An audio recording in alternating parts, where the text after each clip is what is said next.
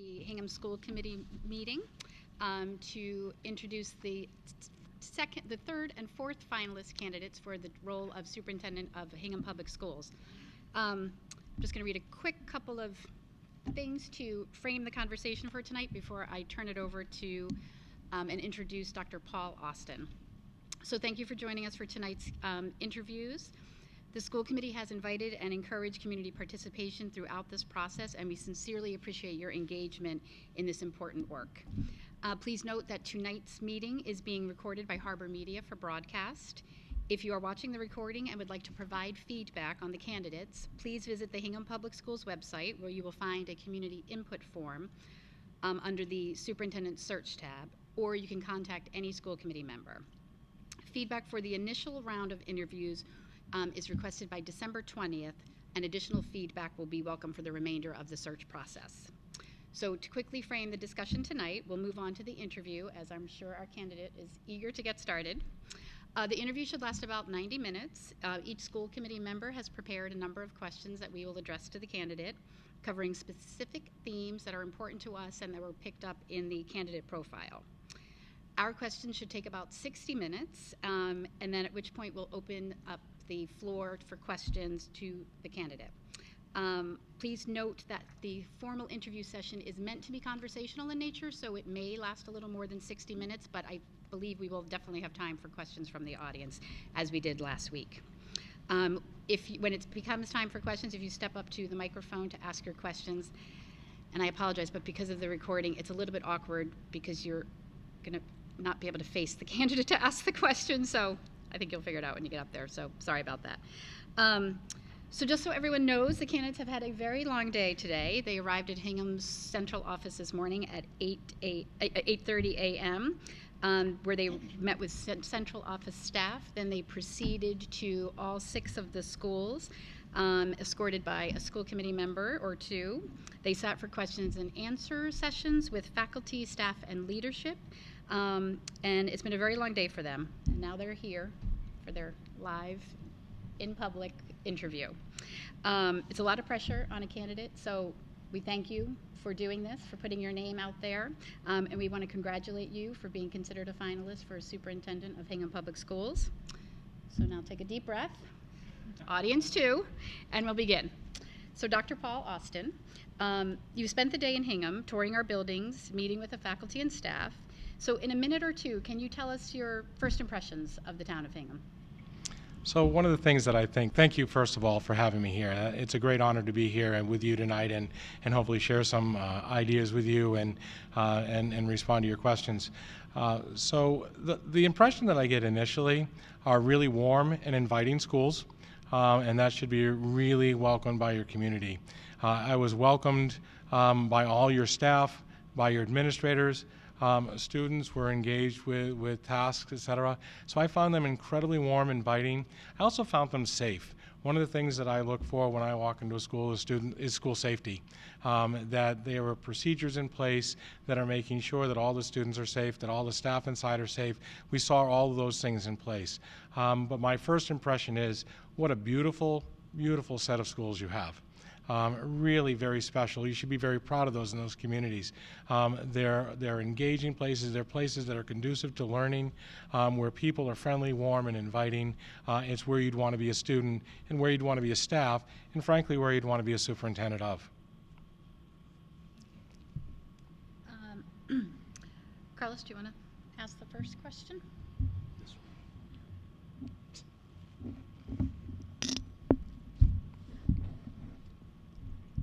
Dr. Austin, as you know, we have over 650 employees.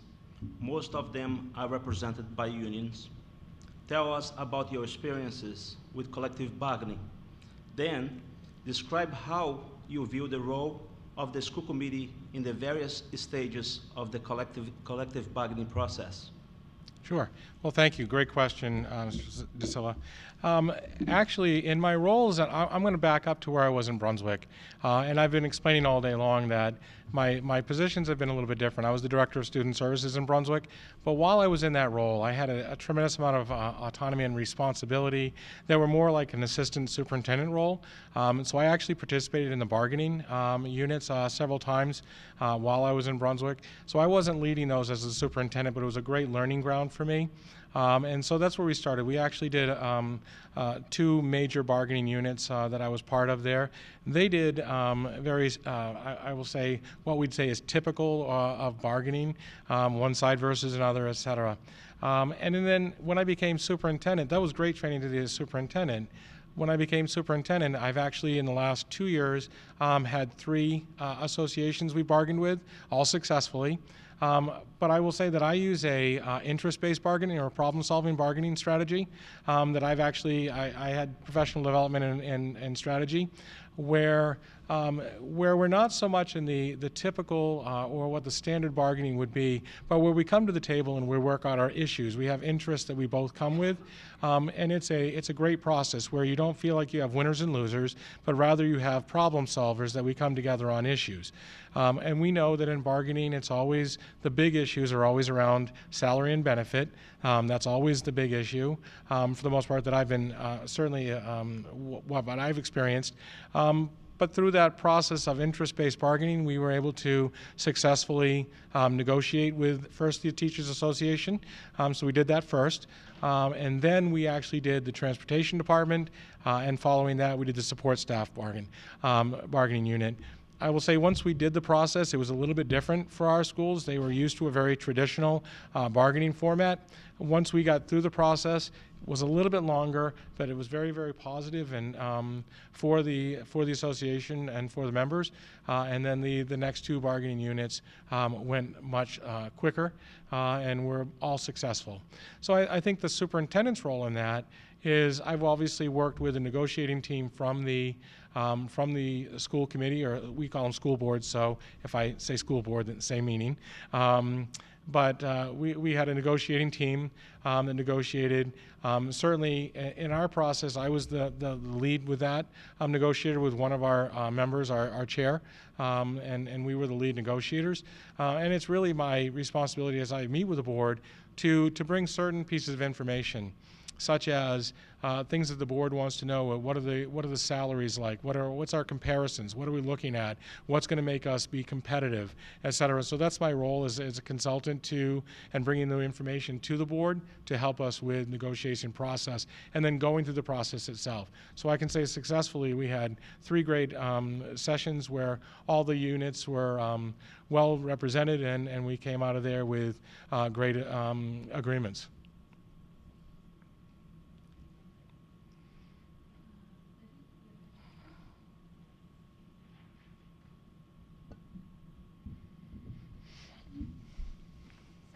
Ideally, how should technology be used in the school system, and how should it be integrated into teaching and learning?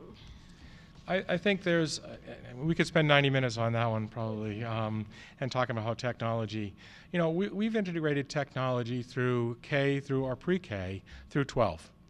In various ways, with our youngest students using iPads in the classroom to enhance with certain apps or applications that they're using to enhance their instruction in reading and math, et cetera. We've used that. In the middle school, we're doing some really interesting things, and we do that throughout elementary. And again, my school district that I have now, it is one-to-one computing for grades 6 through 12. And so all the students in the all students 6 through 12 had laptops, and then Chromebooks through high school. What we've done in integrating some of the applications, some of the programs we used, particularly in the middle school, has been very interesting. Virtual job shadowing is one of the things that we've done with our students to really help them understand at an early age some of the vocations that they might be interested in, to really help them think about what the future looks like, et cetera. In the high school level, we are one-to-one as well. All students have Chromebooks. They use that for their research. They use it for their homework. They communicate with each other. And again, I come from a district that is almost 500 square miles. So having technology and the ability to use technology becomes really, really pertinent to their education. We've done also some very interesting things, and I was talking a little bit earlier today, just to give you an example of some of our advanced students, and we call them gifted and talented students. We've actually used some 3D printers, which was very interesting. One of our buses had a problem where we couldn't find a part for it, and we actually had students create the part on a 3D printer and make that and replace it. So that's a really neat way of using technology. And of course, we have students who are going to vocational technical education, and we're now fabricating new things with computers. There's nothing that you're going to do in the world that doesn't relate something to technology. I think we have to recognize one of the greatest challenges we have is preparing students for 21st century job skills. And what we're preparing students for 10 years ago is going to be very different than what it's going to be in 10 years from now. We know that 10 years ago, the big companies in the world in 2007 were places like Citibank or ExxonMobil. Those were big companies. In 2017, that changed to Google and some of those tech-based companies.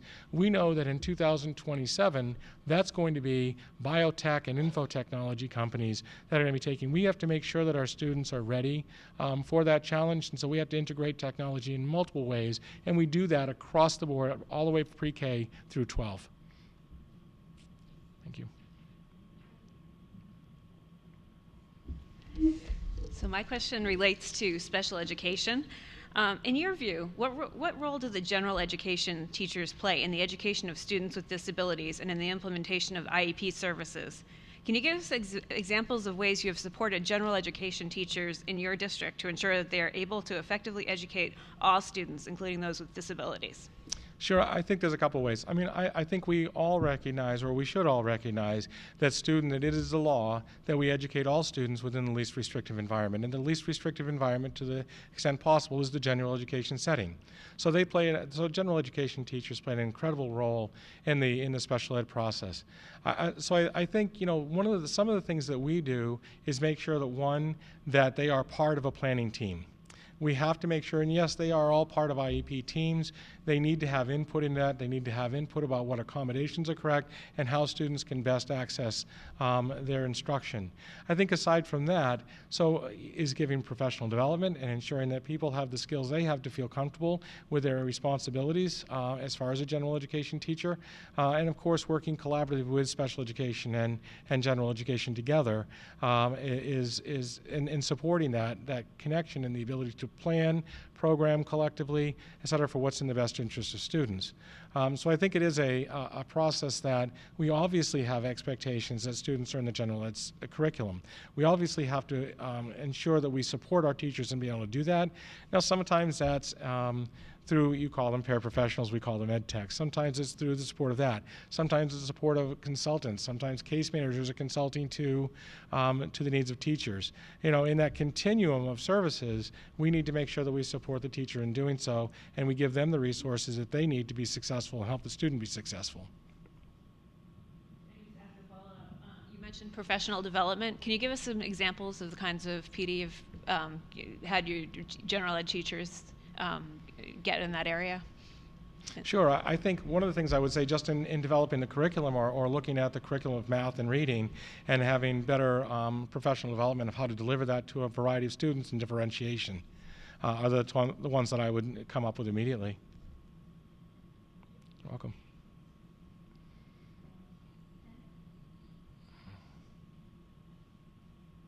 How would you lead towards excellence in the aspect of system operations? Let me try it again. How would you lead towards excellence in the aspect of system operations as it applies towards fields, grounds, and maintenance? Okay, so fields, grounds, and maintenance, and through excellence with that.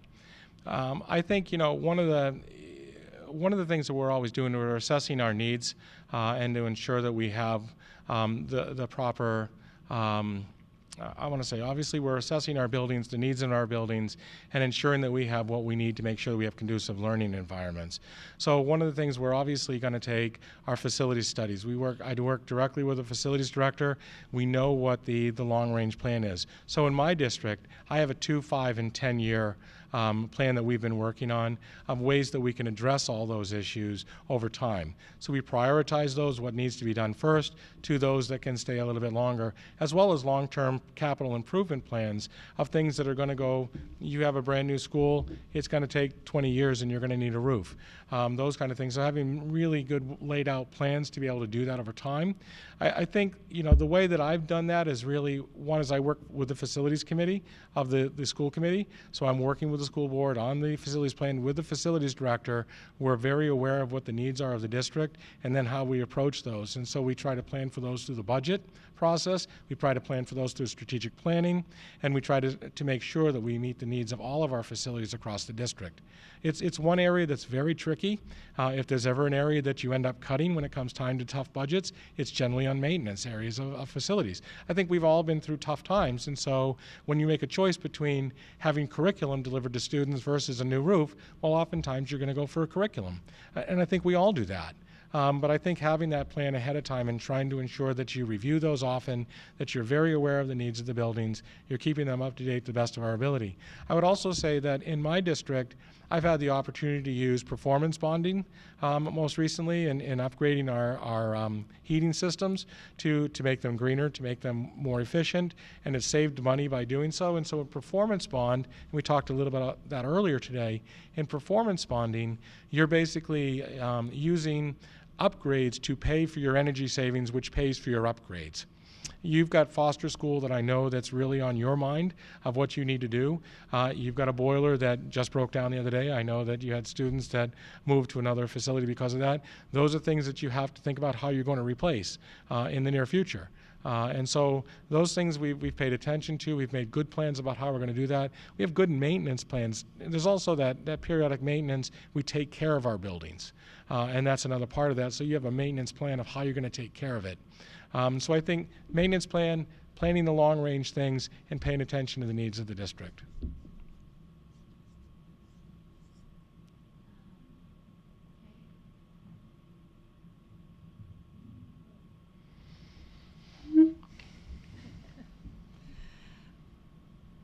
All right. Excuse me. Dr. Austin, could you please describe the various ways you communicate as a superintendent to the school committee, staff, parents, students, and community? Give some examples of types of media you use and the tone, style, or manner you try to express. Yeah. Thank you. Great question. I think we use, in today's world, we use just so many different avenues to communicate with people. I will not lie to you and tell you I prefer face-to-face. But we also use technology. We use social media. We communicate through Facebook. We communicate online. We communicate through emails. We use a lot of those avenues. But personally, and a different thing, every group's a little bit different. So I'm going to go to parents first. We have a website. We keep that website up to date to the best of our ability. We talk about the things that are going on in the district, and that anything that's important that's going on, that parents know about that. I also make other opportunities to try to connect with parents. I think that's hard in our district with almost 500 square miles. We don't get a lot of opportunity necessarily to connect with a lot of people. And so I go to a lot of different events. I will go to a sporting event. I'll go to an arts event. I'll go to a music event because that's where parents are. And then and I never get to watch a game in full because they want to talk to you. And those are the places that we have that opportunity to do so. So we look for those opportunities. One of the things that I just did through January, February, March, I've just created a new conversation, coffee and conversation, where I'm going to be doing a Friday morning, all the Fridays of the next 3 months, and starting in January, where I'll be in a different school in the morning and offered to the community and parents. And I'll say community too, it's not just the parents. The community can come in and we can just talk about the things that are going on in the district. Of course, it's the budget season, so that's a great opportunity to start talking about the needs of the district. So the website is a way we do that, face-to-face conversation. I have a very open door policy. I expect and want people to connect with me. I want people to make an appointment to come in and see me, or I'll see them wherever we're going to be. If that means we're going to have a neutral site, then we do that. So I try to find every opportunity to do that through other avenues. So I guess the long and short of that, for the parent side and the community side, is really using the technology that we have as well as face-to-face, and any other opportunities and creating opportunities to be in front of parents, to be with parents. As far as the teachers, we're generally emailing, we're seeing them several times a year, but I also have a tendency, I'm in the schools a lot. I'm walking around a lot, and that's one of the things I said today. I said, don't be afraid. If I'm your superintendent, you're going to see me walking around your schools. And I love to walk the halls because you hear and you see what's happening in those schools. It's the best way to get that culture. I also knew for this district, for my other district, I'm there all the time. I can go through 3 schools in a day and go to every classroom and connect with every teacher. That's not going to be possible here. And so one of the things that I thought about here was that I would meet monthly, or not monthly, probably quarterly, and set a time specifically in every school so that I'm available to staff and anybody else, parents, whoever would like to come in, who can come in and talk to me and ask questions, so I'd become available to them. It's a little bit different, but I know we're talking more about what do I do now. So then, those teachers are emails, other types of communications with them of face-to-face and then being in the schools. The principals and the leadership team, it's through, we text, we email, we call, we do all the things to communicate with them. The same thing is true for the school committee. Where I'm regularly updating them on anything that's happening that I think they might hear about or that may come across their plate. I try to make sure and give them a heads up it's coming. We text what we do. We also meet, just like you do, every month, and then, of course, in committee. So all of those ways is the way that I communicate in various avenues.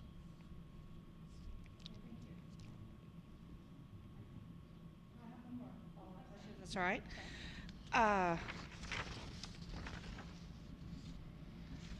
So we just spoke about regular communications. Other than regular communications that you provide to all concerned, what do you think is critical to communicate at the time of a crisis?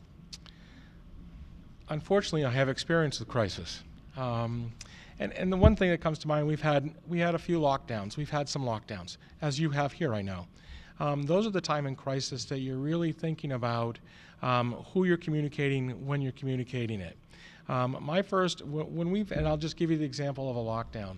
My first and foremost responsibility in a lockdown and any crisis that's happening in schools is to ensure that our students and our staff and our facilities are safe and secure. That's first. And then we communicate afterwards to the parents to let them know what is happening. It's a different world. We know that our students are carrying these wonderful iPhones and everything else they carry, so before I can get to them, it's already gone. Parents know what's going on, and so they get pieces of information from a student that may be correct, it may not be.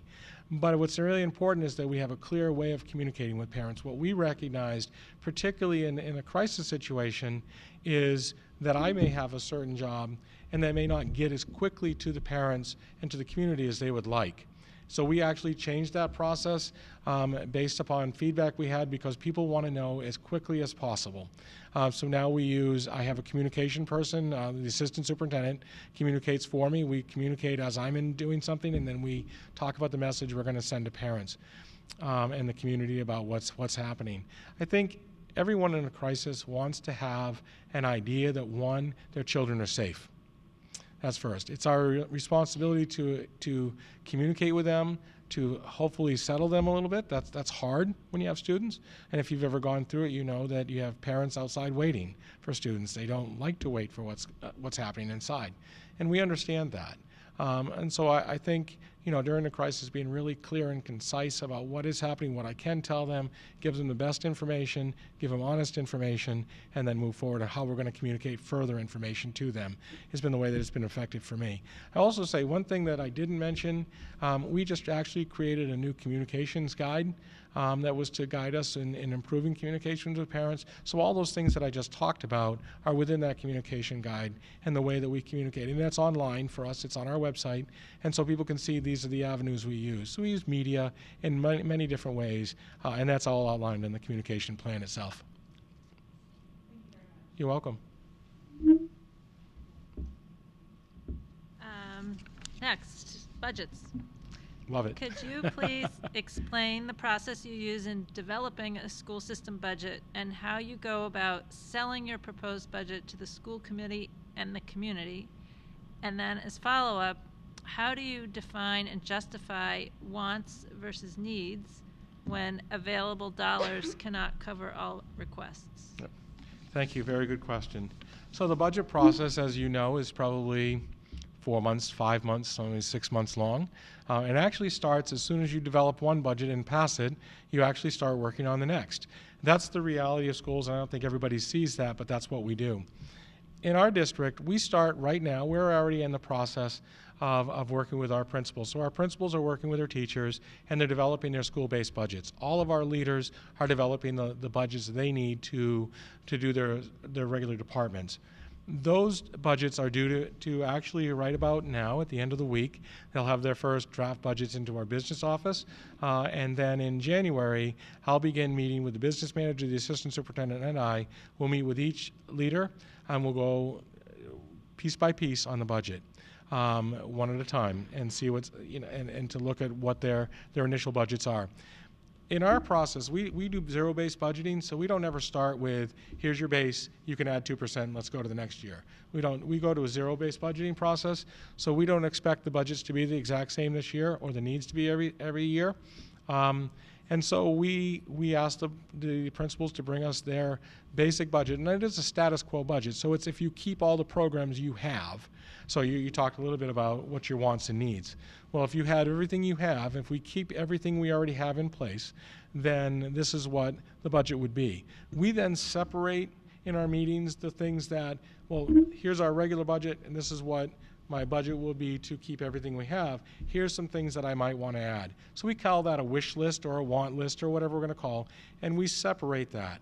We leave that in its own space, and actually if you ever look at our budget development, you'll see Superintendent version 1, and you'll see a status quo budget on one side, and then you'll have a wish list on the other. And so it has this big list of what everybody would like to add, and then we have a conversation about that later. So the process is first for us to go over with each leader, each principal, the director or administrative person that's bringing a budget. We then start to put the budget together. Once we recognize what that is, we start to bring a version that's completed.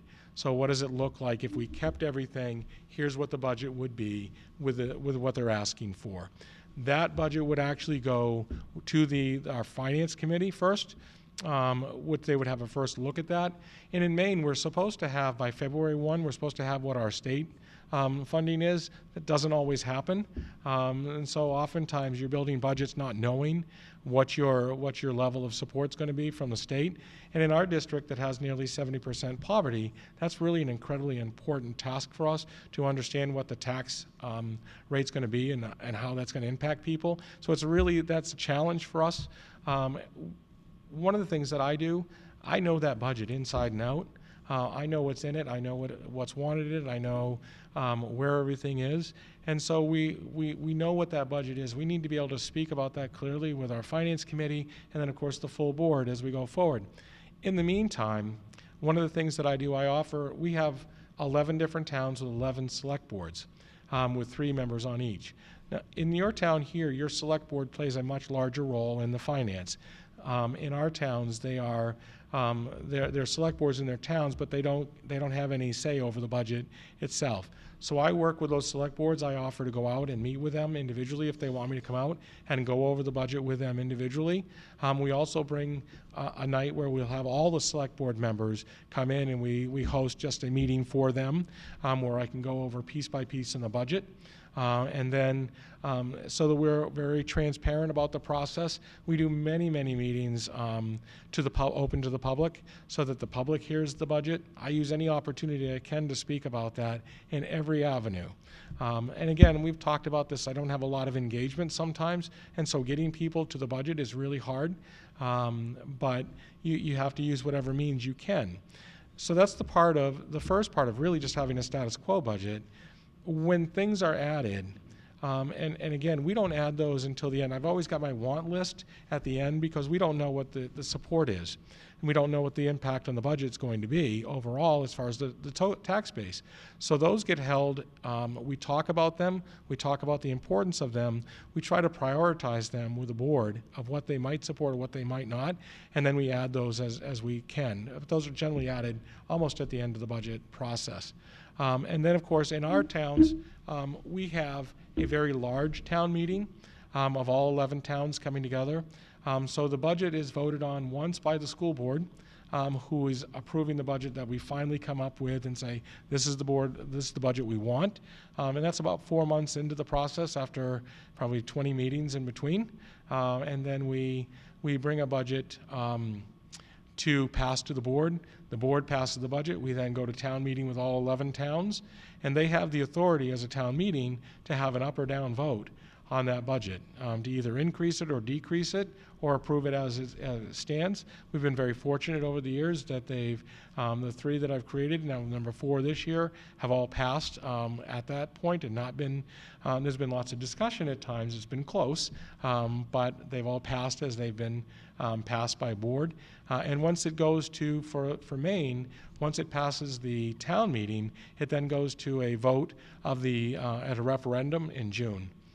So that's the process, and there is another process if it doesn't pass. What happens then? You revert back to the year prior budget, et cetera. But so far that's been successful, and I'm very proud to say that last year we passed almost on a 2-to-1 margin, in which for our region is very difficult, because what we've seen in our region where we've lost many students, so we see a decrease in funding from the state, which means even a 1 or 2% budget increase could be a 5 or 6% local increase. And that's hard to do for folks and hard to swallow. So the better I can do when you talk about selling a budget, that's the job, going out there and talking to as many people as possible, helping them understand the budget, helping them understand the needs of the district, and then, of course, working them through the process. And so far, we've been very lucky, and it's passed every budget season and passed the referendum.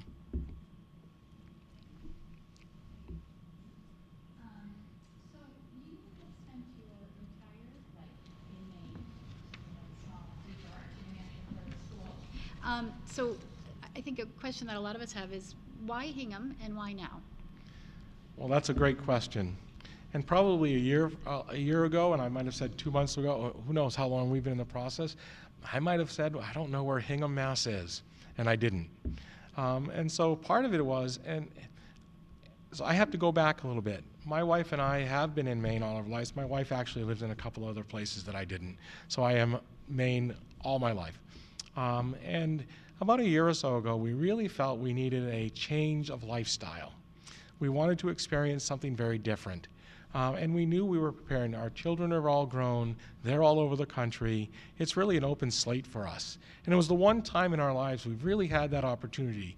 As you all know, if you have children that you've raised, you just don't have that opportunity to try something different. So our children are in other places. It was a time for us, if we had a certain set of circumstances, could we do something different? So we said the first thing was we have a home, and that's not always easy to sell, and so we put the home on the market, and lo and behold, it sold. A year, not a year ago, back in the spring, it sold quickly, and I ended up we moved to Camden, Maine, and a lot of people I think, and I know DeSilva, you're very familiar with that area, and we were able to rent a house, but it gave us the ability now to say we have this blank slate of where we could do. What would you really like to do? Hingham came about because I happened to be at a conference, and one of your consultants to the process from NASDAQ, I just happened to be speaking with her about some other issues, really about professional development, about team development, and she kind of pointed me towards there are some positions open that you might want to consider that are outside of Maine. And one of them, there were several, and one of them was Hingham. And we just began to make conversation. It's a lovely town. And one thing led to another very quickly. And I started doing some research about Hingham and what that town was like. Very honestly, I grew up in Brunswick, Maine, and I was struck by how connected the two were. I would say they're very, very similar in size, in the population of people, very, very similar. in makeup. I went to school there. I worked there for a long time. I knew it very, very well. It was a community that I really enjoyed, and it was very, very similar. And so I decided to apply for that. And to be honest with you, I came down in that first interview with all of you, and I was incredibly shocked. I wasn't sure what to expect. And it was wonderful that as you came through Boston, which wasn't wonderful, but well, that's another story.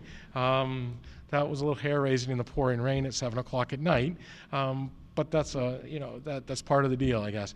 And so then I just came to this wonderful town in Hingham, and it just absolutely fell in love with it quickly.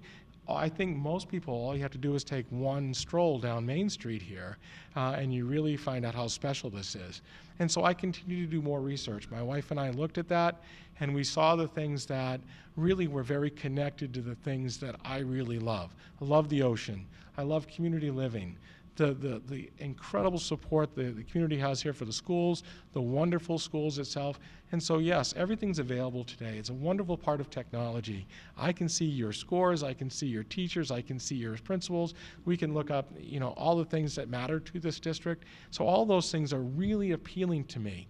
And so I used that first time, as I think most superintendents do, is to interview you as much as you interview me. So I took the opportunity when I came down.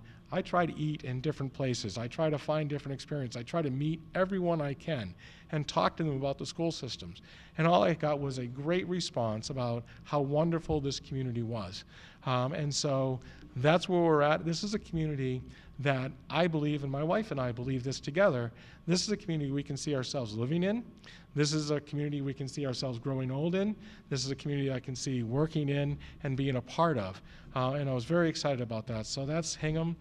This is a process I'm absolutely dedicated to Hingham at this point, and really believe, and I'd be incredibly honored if they offered me the position. If you offered me that position, I'd be incredibly honored to accept it and move here very quickly, and well, anyway, for July 1, and get going.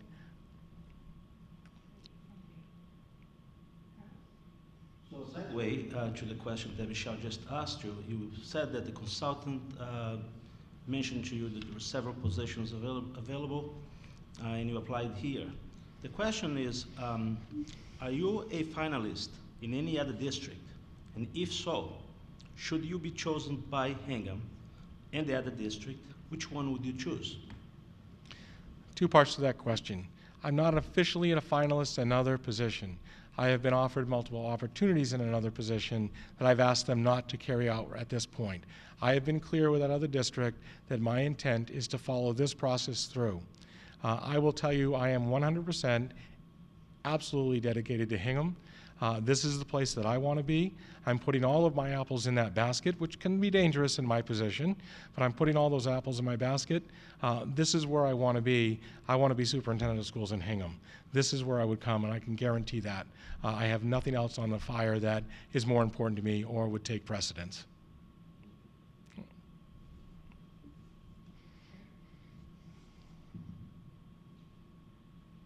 My question's about curriculum. Could you give us an example of a creative curriculum initiatives you have directed? And could you also give us an example of a program that was not successful and describe the course of action you took as a result? A creative curriculum.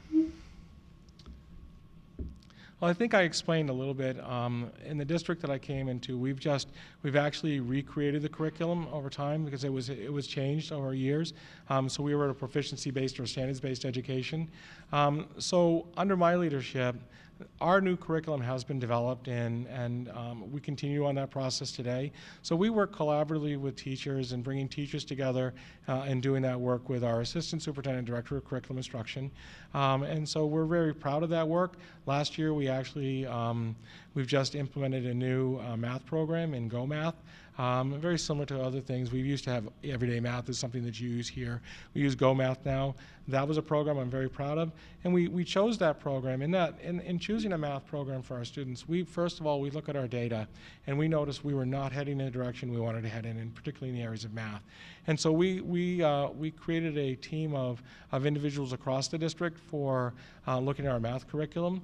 And they began that work. They began to look at and vet programs, whether Go Math or Everyday Math was another one they looked at.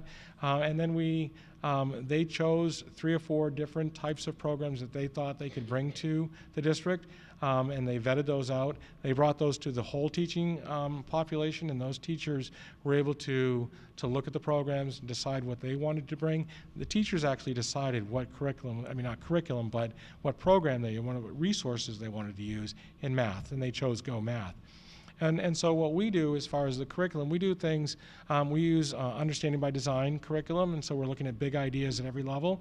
And our vertical curriculum really is I think a really nice connection of our pre-K all the way through 12th grade. And so, but then at the grade level, we also have grade level teams working on things. And so they are making sure that the grade level across the span is well connected, and then we have common assessments, et cetera. Those are the things they're working on. But then also the vertical to make sure that everything is together K-12.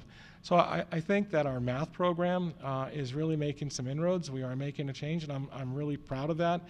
We've increased the standards. We've made it more rigorous. We've raised the bar. And so far that's worked really well. I can't think, on the other side of that, what hasn't worked well. And it's not for, I'm trying to think of one time that we haven't. I think I'll go to the standards-based itself, and that's been a really difficult move for us in Maine. And I explained to some folks as I was going around the district today, we were at a point where we weren't using a specific curriculum or specific resources. We were using standards at every grade level. So different teachers would be given, let's say all 5th grade teachers are given a set of standards, but then they were given no resources to work from. They had to create their own activities in order to be able to meet those standards.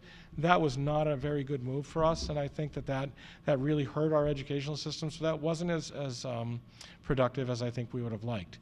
So that would be the one that I think that was the most difficult one or challenging, and I think the best that we've done is really create a new curriculum that's very clear and concise and more rigorous and relevant. You're welcome. Can you share with us what you feel that an ideal, productive superintendent-school committee relationship looks like? Sure. I think that's one of the most critical areas. I understand as a superintendent, we have to work collaboratively together. This is a give and take relationship. We have to communicate, we have to be honest, we have to be clear about our expectations, we have to be clear about our goals, and we have to communicate often. I think the expectation that you would have for me is to carry out the strategic plan, the goals and vision of the mission and vision of this district. Clearly, that's my expectation. And back, I think measurable goals and objectives for me to be able to follow that are things that I know I can do, I would expect that in return from you.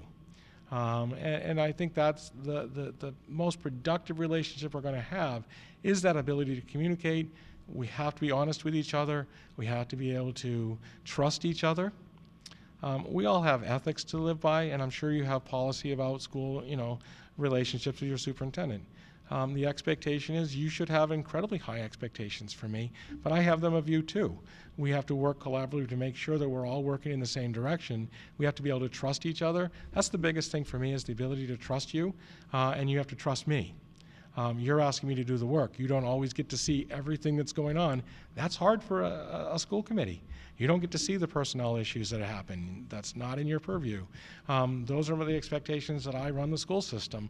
I'm your CEO, and I take that very, very seriously.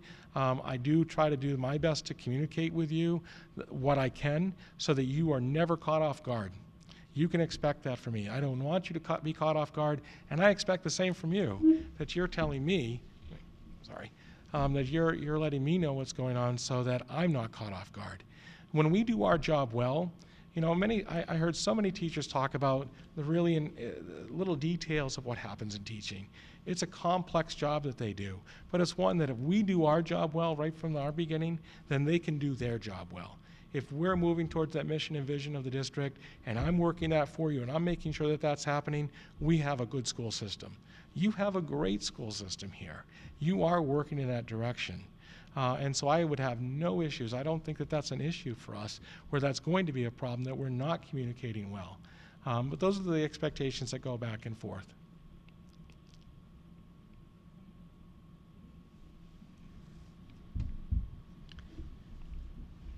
if you were to become our new superintendent, how would you collaborate with and delegate to our assistant superintendent? That's I think everybody has a little different style, but I have an assistant superintendent now. We work really well together, and frankly, we work together in Brunswick. She was a curriculum coordinator in Brunswick when I was the director of student services. And she, when our job opened up, she applied for that and decided to come and work with us. So it says a little bit of something. We had that connection already. We knew how to communicate. We worked well together. One of the things that I do with the assistant superintendent, we work incredibly closely together. I'm always running off ideas on her, things that are going on. We're keeping each other in tune to what we're doing.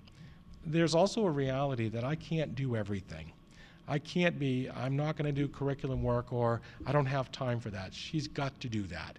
And so we delegate certain tasks to do that. We're very clear about expectations. So just like I would expect from you to have really clear expectations, I would have really clear expectations for that person as well, to ensure that we're on the same path, that we're all very clear about what we need to do, but it's really about a team approach. I'm a very collaborative and open person. And so we have great communication. We have great back and forth discussions about what needs to be done. This is a big job in the central office. I don't need to tell you that. You know that. It's a big job, and there's a lot to do, and we need to get it done.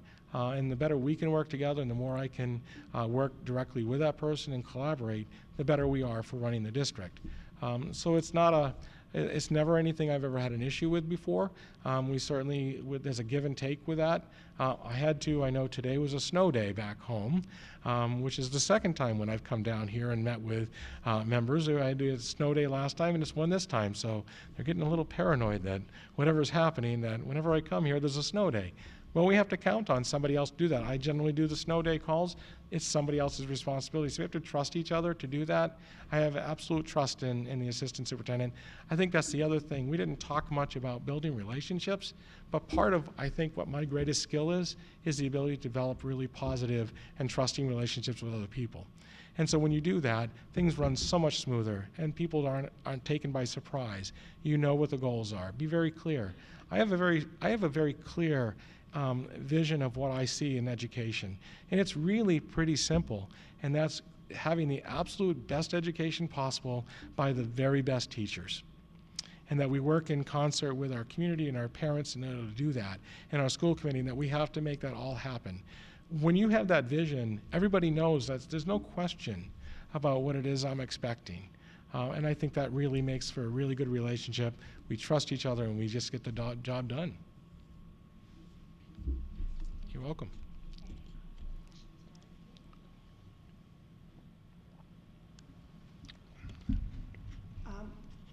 I've been to Maine once, so I'm not so familiar with the state, but from reading your application, I get a sense that the school districts of Hingham and where you currently are quite different.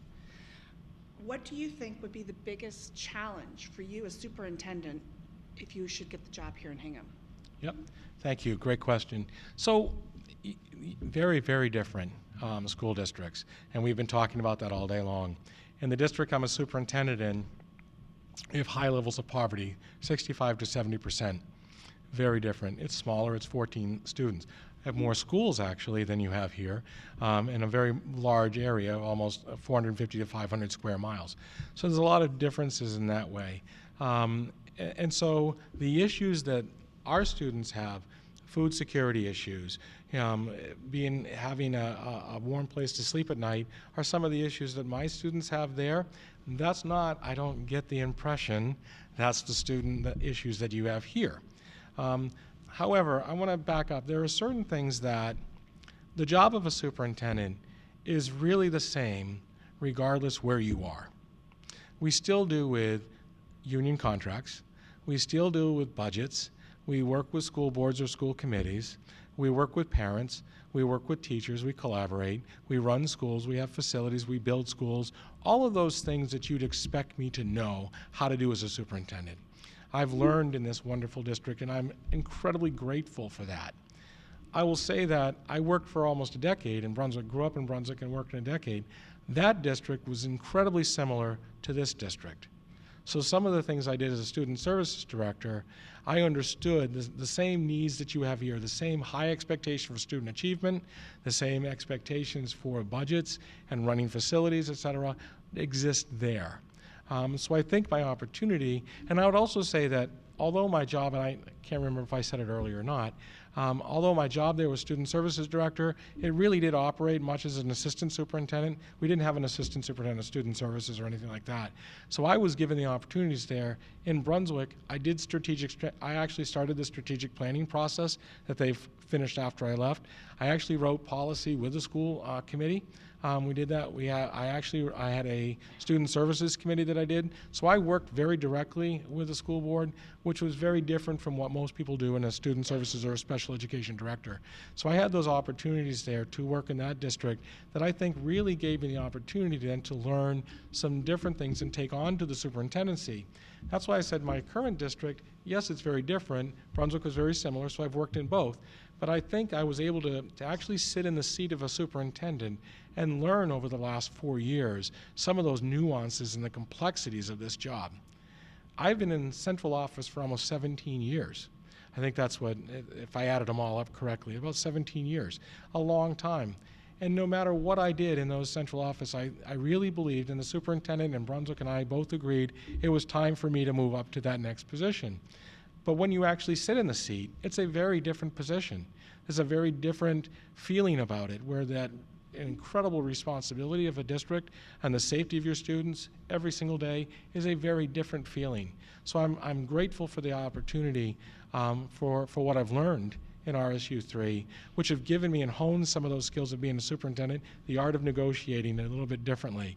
Those things I've really learned in that district, but I also took those opportunities that I had in Brunswick that are very connected to here, and I think that's the best of both worlds, to come here and really bring something for you and be a good superintendent here. You're welcome.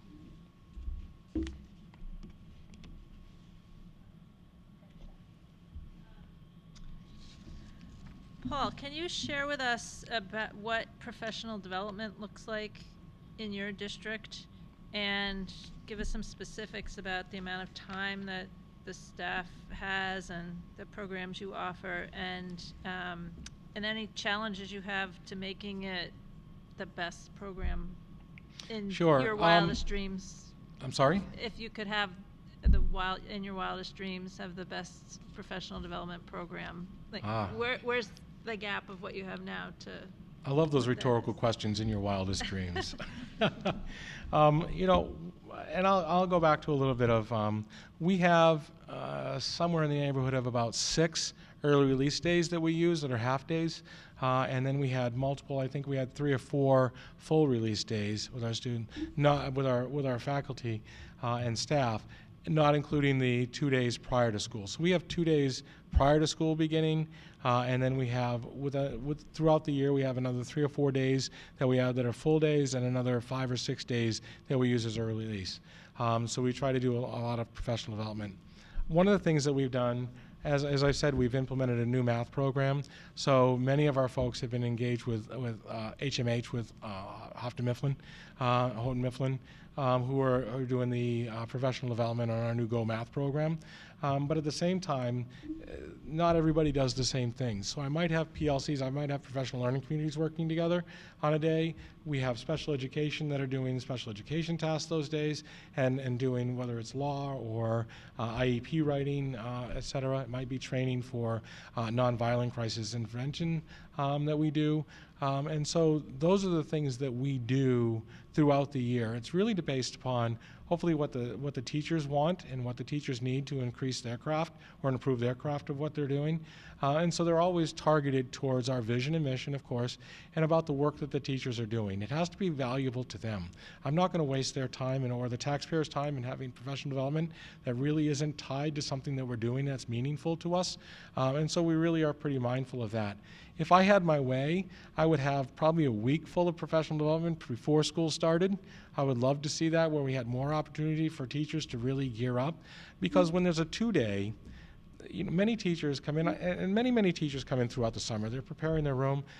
But let's face it, when they get going in that last 2 days, they really don't want to see me up front talking to them. They want to be in their classroom. They want to get in prepared to what they need to do. I would love to have more time at the beginning of the year and really be much more pointed towards our vision and mission and really about the goals that we're going to try to accomplish that year and set the tone. So good professional development sets the tone based upon the things that are important to us for the year, the goals for the year, and then using the periodic times throughout the year to be able to reinforce that. I can tell you what was kind of a nightmare last year is that we used a lot more snow days than what we had wanted to do. So we build 5 in like you do. The unfortunate part is we had used so many. We had a terrible windstorm, and I don't know if you got the same one, where we had many people out of power for a week or more. And so we lost 3 days in October before we even started with snow. And then we ended up using at least 5 or 6 more snow days on top of that. We ended up, to not be disruptive to the students had missed so much time, we took some of our full-day professional development days and we used them as student days, so we made up the days that we lost. And then we had professional development at the end of the year. We learned, Carrie, you asked me something earlier about what do you regret? I regret that. It just, when you get to the end of the year, people are tired. They were great about staying and doing the work, but that's not a time that's really conducive to learning. I mean, all of us get tired. You've been with me all day long, and you're probably getting tired of hearing from me. So those are things that I learned about that. I think really good professional at the beginning of the year that sets the tone for the year, and then using through the year to reinforce that. Got to be really clear about what those goals are that we want to accomplish. I think we have a tendency to try to do too much often.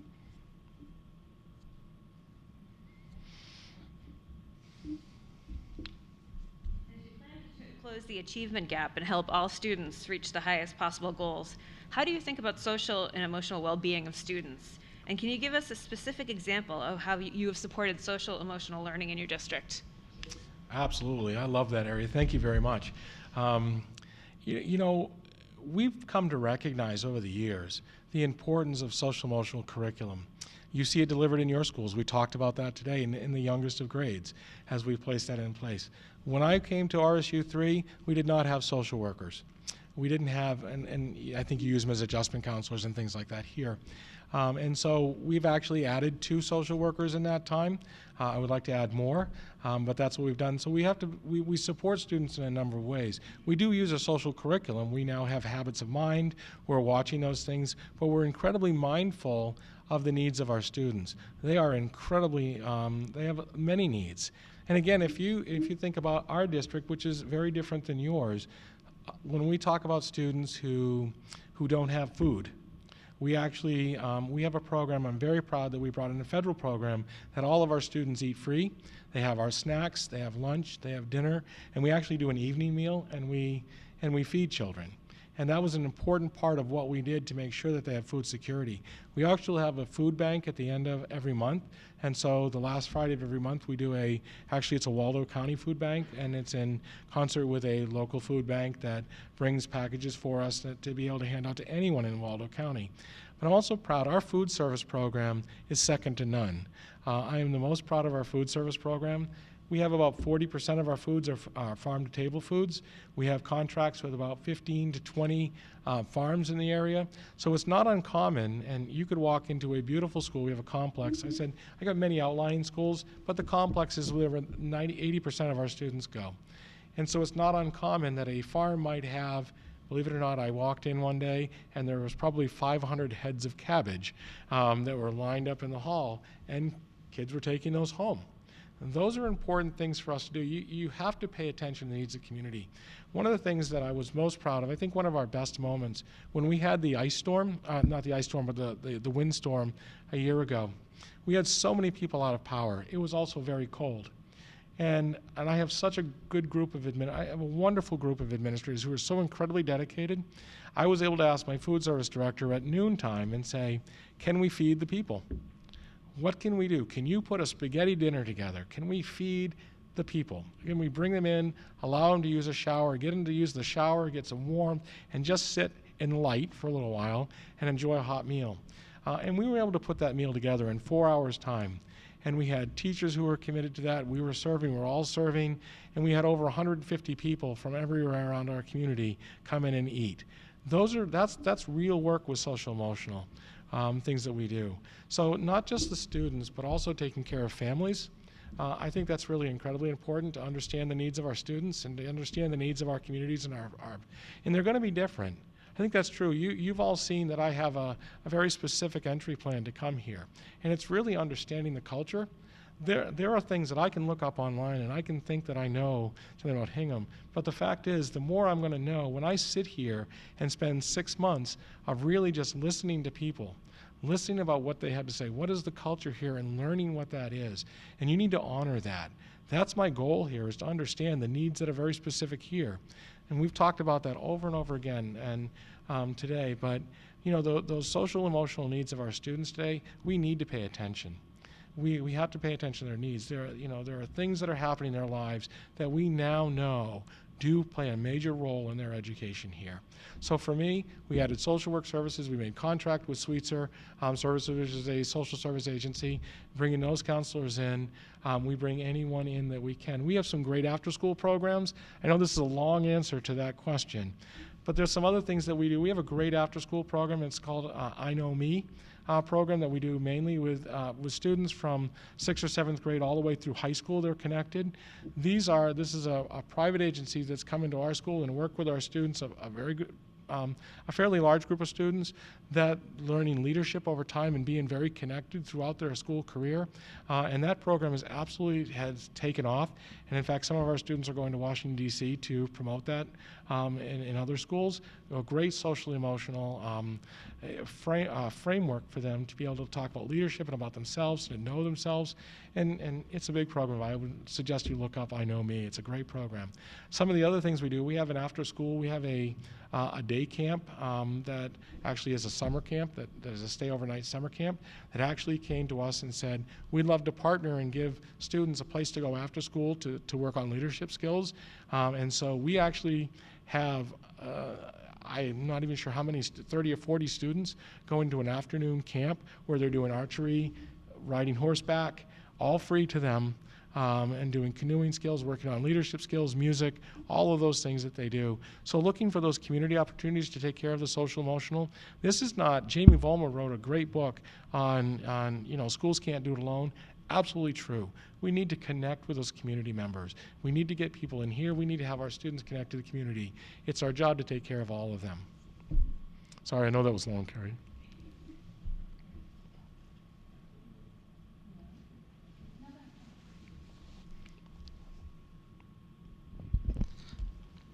Thank you. Dr. Austin, this is actually expanding on Libby's question to you and how you collaborate with the assistant superintendent, but this is focused more on how do you collaborate with teachers and principals as well, and how do you deal with them when they express views that you may oppose? Thank you. And I can fall back on what I do right now. All right. Our administrative team, we call them a leadership. I mean, we call them administrative team, the A team, or whatever we're calling it. But you call it leadership team. So I meet with them monthly, regularly. We actually have, and so they see us on an administrative team or a leadership team meeting, just like you do here. We meet monthly. We have a regular agenda. We talk with each other. We collaborate on. We go over our goals for the year, all those things that we do collaboratively. I think aside from that, I provide supervision to the upper level grades. The assistant superintendent does the principals to the lower level so that we give them time. So we're working with them individually as their needs. One of the things that I was really proud of, we hired a very young principal at our high school. He was 27 when he took the job. And that's a very difficult job to do when you're young. And you don't have a lot of experience. So what I did with that person, we provided a tremendous amount of support around him, lots of supervision, sometimes daily, sometimes weekly, depending on the need. So I tailor it to the needs of our principals. Some are more experienced and don't need a lot of supervision or time together to talk about what's going on in issues. But we do those face-to-face. And I also have, as I've said before, I have a pretty open door policy. I expect them to call me. They text me. I have a really bad habit. We talked about it earlier. I answer my texts and my phone calls and my emails 24 hours a day, 7 days a week, or I'd never keep up with them, and they'd be piled up on Monday morning. I'd never get out of the office. And so we expect those things. We make every opportunity to create ways for us to communicate with each other. So that's the biggest way, is just being available to them, to support them. So that's first. I don't want to lose all of this. I don't need to write it down. I remembered it. It's not bad. It's been a long day, but I can still remember all your parts. The teachers, one of the things that I said, I'm in the schools a lot. So the teachers see me a lot. One of the things I love to do in the morning, I love to welcome students in the morning. I love to stand in the middle of a big hall that's lots of students coming in, and teachers are there. It's a great opportunity to talk with teachers at that time, just to make your presence felt with them, to know that you support the work they do. That's an important thing. But also to give them the opportunity. I have a lot of teachers who will email me and say, can I see you about something, no matter what it is. Some of it's about their own professional study. I have a teacher that's doing the same program, my Ph.D. program that I came from. She was doing that. She wanted to talk about her dissertation. She felt comfortable enough to contact me and say, I'd like to come in, can we just talk about it? I love those opportunities. I can't get enough of those opportunities, and I think I have to make myself available to them to every extent possible. Now, we recognize here, and that was part of what we talked about, the difference here, there's just a lot more teachers. The reality is that I get into the classrooms in our district right now probably a minimally of 3 times a year. I would say that's a fair minimum. Many schools I've been in 6 or 7 or 8 times, some at the high school level, many more times than that. That's just not always going to be. I kind of did a quick calculation here, and there's probably 300 to 350 classrooms here. And so it would take me 2 a day in every school to get through to every classroom. So that's just not a reality. But I think that I need to create opportunities to be able to meet with teachers here. So I want to connect the two. And so for here, I would do a quarterly time. I think I said that earlier. I would sit quarterly in the schools and actually make a time and make that a very personal time for a certain school and do each school every quarter where I would be available to them just to have conversation. My greatest skill, my greatest asset is the ability to connect to people, to be able to talk with people and make people feel comfortable. And that's just the demeanor I have. And I've never had a teacher that didn't feel that they couldn't, that I'm aware of, that didn't feel comfortable coming to me. I have bus drivers come to me. I have custodians come to me. Those are the things that I think when you make yourself available and that you're willing to accept all others where they are is really important. Now, the last part of your question, Mr. De Silva, I think was really about what do you do when people disagree with you? Well, I hope we do. And I can tell you that. I do not want like-minded people working with me. I want different ideas. Because what I've learned after a long career in education is that I'm not always right, and that other people have really good ideas, and you need to listen to them. And so I want the check and balance. I want people to check my ideas, and I want to be collaborative with them to move us all forward. And one of the things that I said today, very clearly, because people want to know, what are you going to do to us if you become superintendent? Well, I'm not going to do anything to you. I'm going to listen to you, and I'm going to hear what your ideas are first about where we should be going. And if you sat with a group of teachers, and I'm going to guarantee as good as this school district is, and there's no doubt it is an exceptional school district, as good as it is, you could sit in a room full like this and fill up every seat back here. And if I said, does anybody have an idea how you might improve education, I'm going to almost guarantee they'd all have an idea. That's important to listen to. And it might not be the same as mine, but I think listening to that and moving forward is incredibly important, and valuing input. And so I absolutely value input. I want someone to, I don't know if anybody wants to disagree with you at all, but I think you're challenged, and I think there's great work that's in challenge. You don't sharpen, iron sharpens iron, right? That's the saying. Well, that's how we sharpen each other. We keep each other accountable, and we move forward, and we collaborate about that, and we talk about those issues. So I'm not a person that ever is offended by somebody challenging an idea that I have. It's about 7:15 already, so I'd like to, if anyone has, all right, I'd like to open it up to anyone in the audience who might have a question. If you do, just come down to the microphone, state your name, and direct your question to the candidate while facing the camera.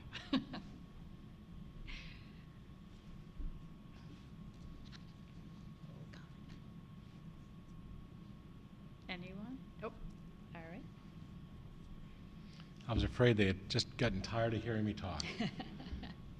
My throat thanks you for a moment of break. Do you need me to do name and address and all of that? Just your name. Okay. My name is Sarah Ader. I have 3 kids in the public schools in Hingham. And I was wondering, with multiple priorities and limited budgets, we in Hingham have some capital needs that we've had trouble figuring out how to fix. And I was wondering what your process is for prioritizing which projects you would put to the front of the line and how you would build community support for them. Thank you. And Sure, thank you for spending time with us today. I know it's a long day. Oh, thank you, Sarah. I appreciate. Nice meeting you, by the way. Thank you. And a great question. When I assume, and correct me if I'm wrong, Sarah. I assume when you mean major capital issues, one of them is Foster School. Okay, there's the thumbs up. I got it. All right. And so I know that that's an issue. I actually went back and I read the initial PowerPoint that went to the community and talked about the issues in that school. And I've seen those before. And I'm facing, actually in the district that I work in, I have 2 schools that I just put on and asked for replacement for the state. They're nearly 100 years old. The ceilings are falling down. There's very little insulation in the walls. They're horribly inefficient in heat. And they're an issue. They become our top priority. Well, you have a problem with Foster. Your boiler just broke down last week. I know you evacuated the students to the high school, which went very well. I heard about that all day long today, which is a great thing that you felt that your children were taken care of, particularly if you have a child at Foster. But that becomes a priority for the district. I also know the district has put in 2 applications that have failed to gain the support, not failed, but failed to gain the support of the state in regards to building. I think there are some difficult decisions that have to be made. One, the community has to decide, is this a building that we can put new boilers in? We know it needs new boilers, right? So those are, that's about a $300,000, and I get reminded by the business manager and director of facilities here that we're in Massachusetts, not in Maine, so $500,000, I'll say, for 2 boilers. It's a little different, and my wife and I did a little apartment just to kind of look what an apartment would be like here, and she is breathing now, so I'm glad that she's upright. It's a litlittle different here. So we know those are big projects that have to be taken care of. I also know that the school committee has been very, has that on their radar as one of their top priorities. I believe that's one of the top priorities. And so there has to be a decision. Is this something we can put money into to renovate, to make whole, to meet the needs of our students? And if not, what are the next avenues? From the town I work in Brunswick, they're just starting the building of a new building for an elementary. They went for many years trying the same process, couldn't get it approved. Maine has a different system where about every 5 years we get capital projects that we can do. They put in about $100 million a year when they do that process. Well, the fact is that $100 million today will build you about a high school. And that's what you're getting. So when, in particular in Maine, there were 75 projects that were on the list of potential, and they're all rated in priority. Actually, the schools that I brought to them ranked number 10 and 16, which were really good. They were very high up on the list. But the reality is they're not going to get touched. We're going to have to figure another way to improve our infrastructure our own way. That's hard to do in a community that can't afford anything, and it's very hard to do in a community that has more. Well, there's no doubt about that. So I think the school committee is very, very well aware of the process. We will work with the school committee. We will work with the town to talk about, can we fix it? Can we make repairs? Can we do this to make it a viable option for our students for many years to come?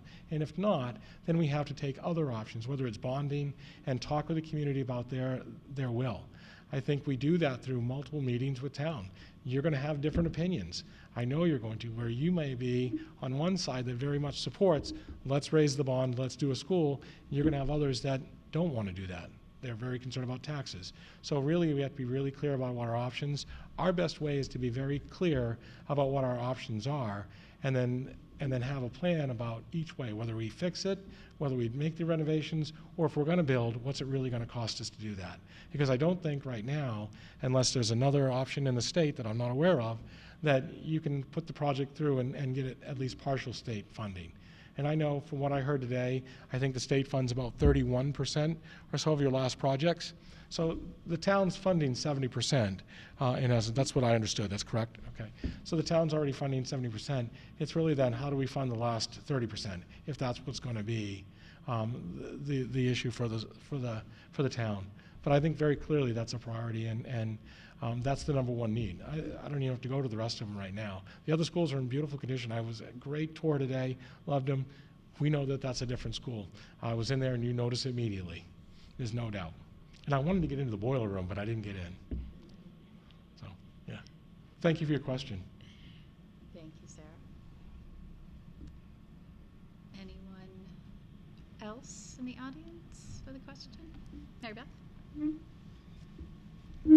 Hi there. Hi, my name is M.B. Barber. We met before, Dr. Austin. Yes. Thank you for coming today.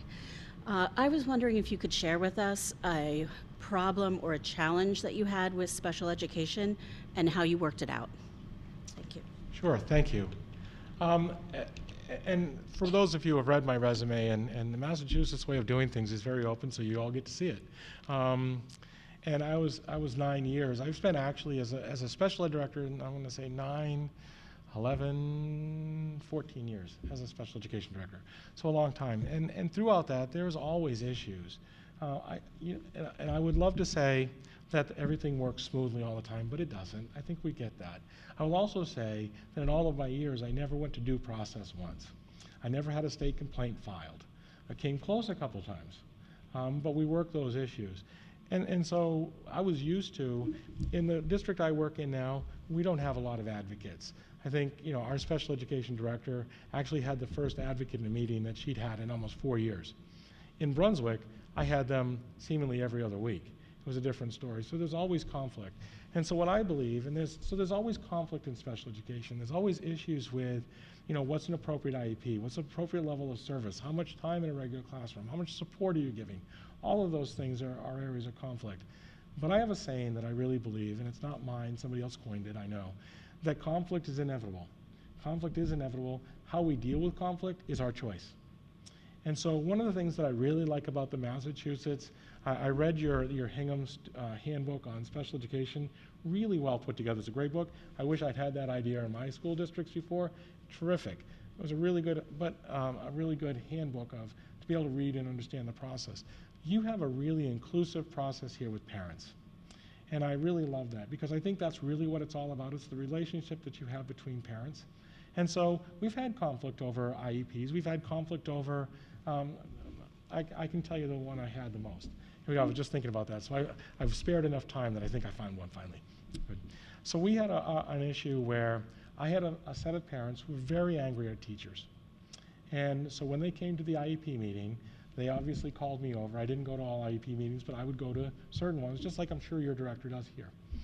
And we had a set of parents that were very angry, and they continued to make some very disparaging remarks against against the teachers.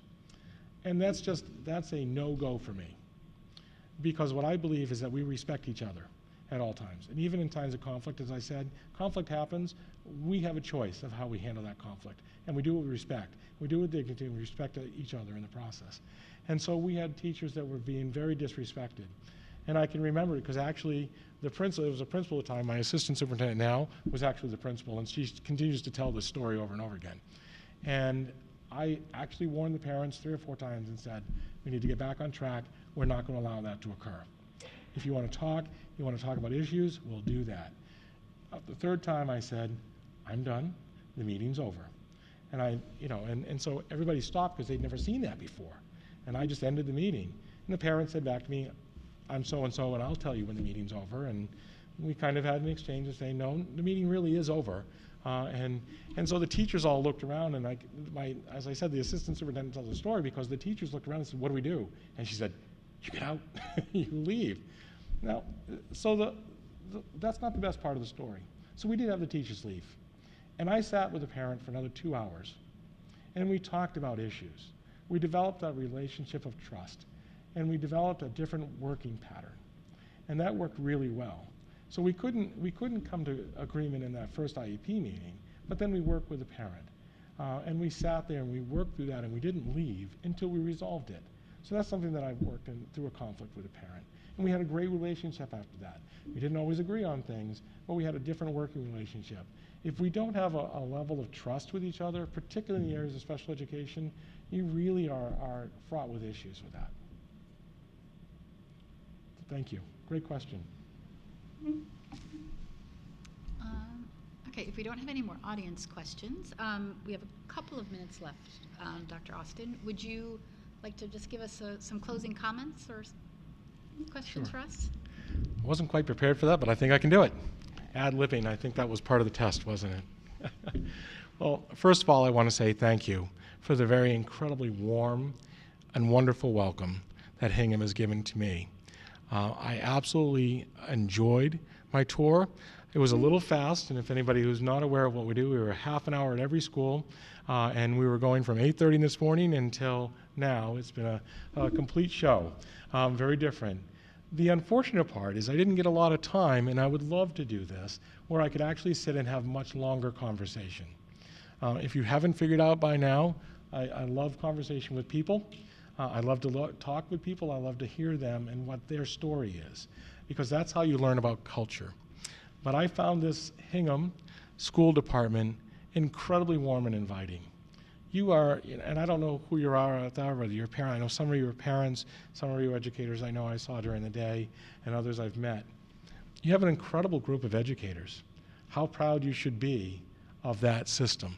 And I know the school committee, in just this short time I've spent with them, they're really incredibly proud of the system they have here, the support they get for their educators. You hear that, and one of the things that I do, I actually have done a lot of reading, so I read the tweets of the principals.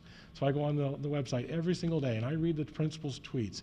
I read the pages of the teachers. I forgot today, there's a high school teacher that just wrote a new book called Teen Ref, I believe. I wanted to get the book and get the autograph. The teacher's not here. I don't know if they were here earlier or not. But they do some incredible things, and how fortunate you are to have such an incredible system. But I absolutely enjoyed my stay.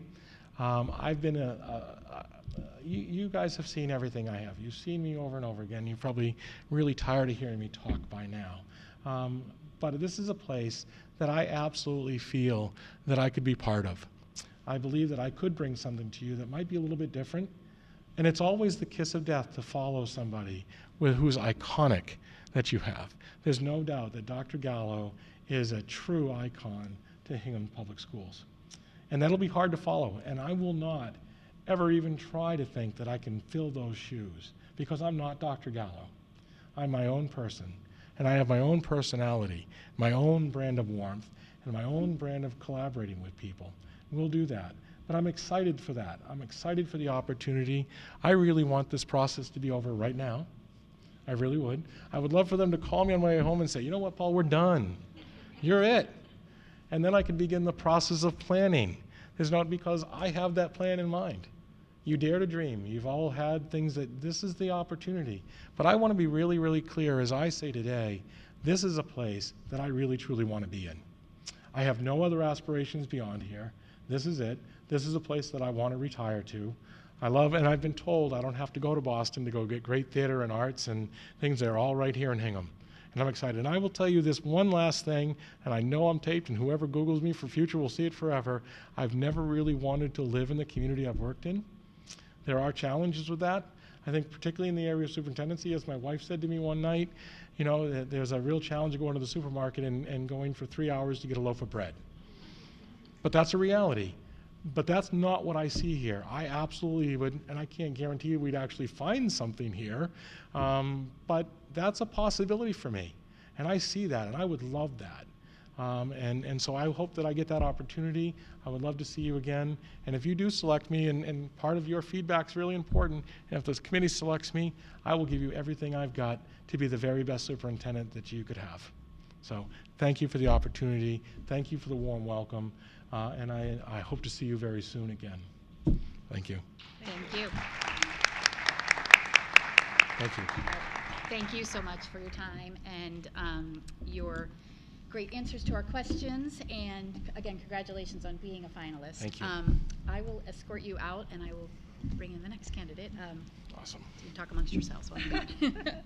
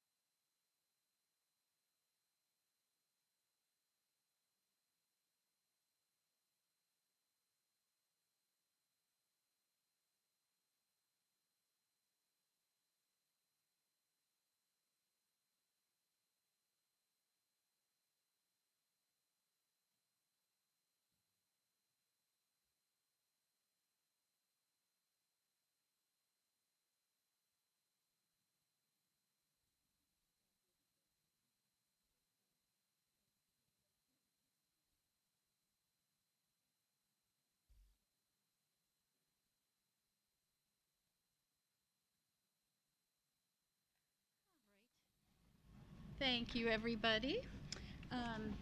And welcome to Dr. Donna Straight. It is great to see you again.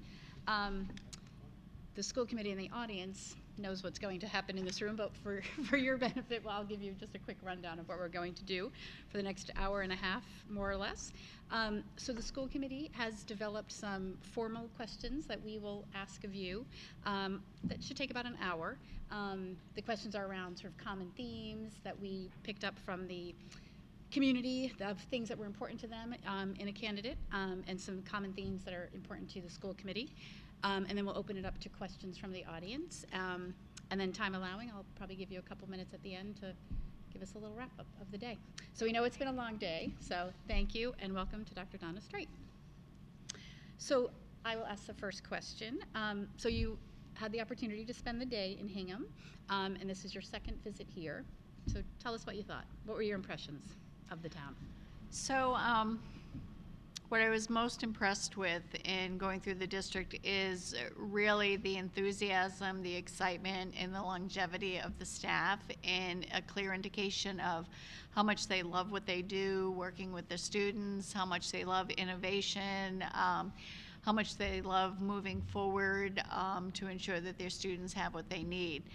I also really enjoyed meeting with some of the parents and the community members, because I saw that same spark and that same sense of, eagerness to continue moving the district forward in hopes of, achieving success for their students. So it was a wonderful opportunity, and I just want to take the opportunity to just thank everybody, for giving of their time and allowing me to come through all of the different schools. I'm sure in some cases it was disruptive for their students, when you have somebody new and different in there. And it was just a wonderful opportunity, and thank you for you ladies that escorted me around all day. You're having a long day also. Carlos, we'll start with you. Good evening, Dr. Straight. Hello again. Hello again, nice to see you. Likewise. We have over 650 employees. Most of them are represented by a union. So we have 6 unions in town. Tell us about your experiences with collective bargaining. And then describe how you view the role of the school committee in the various stages of the collective bargaining process.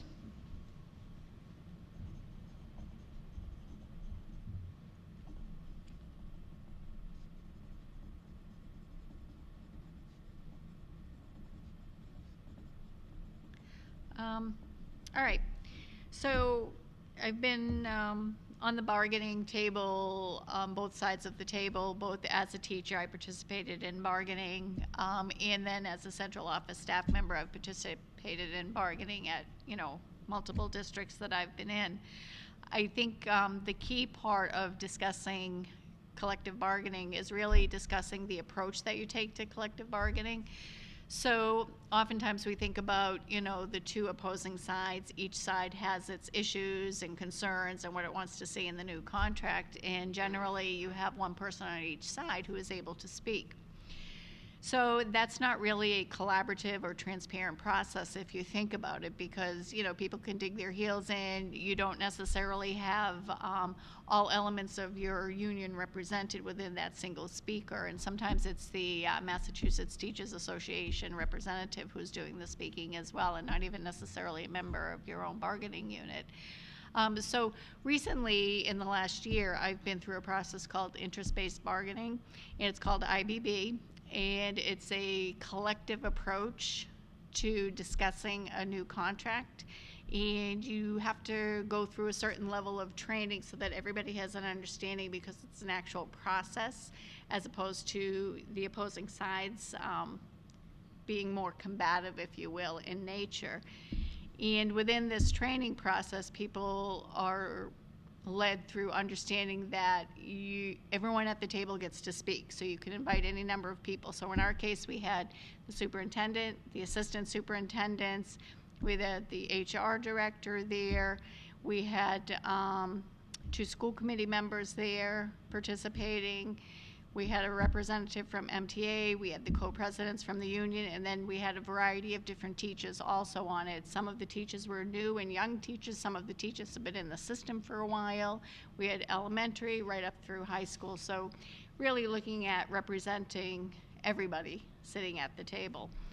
So the way the process works, it's a multifaceted approach where everybody has an opportunity to put down what their interests are.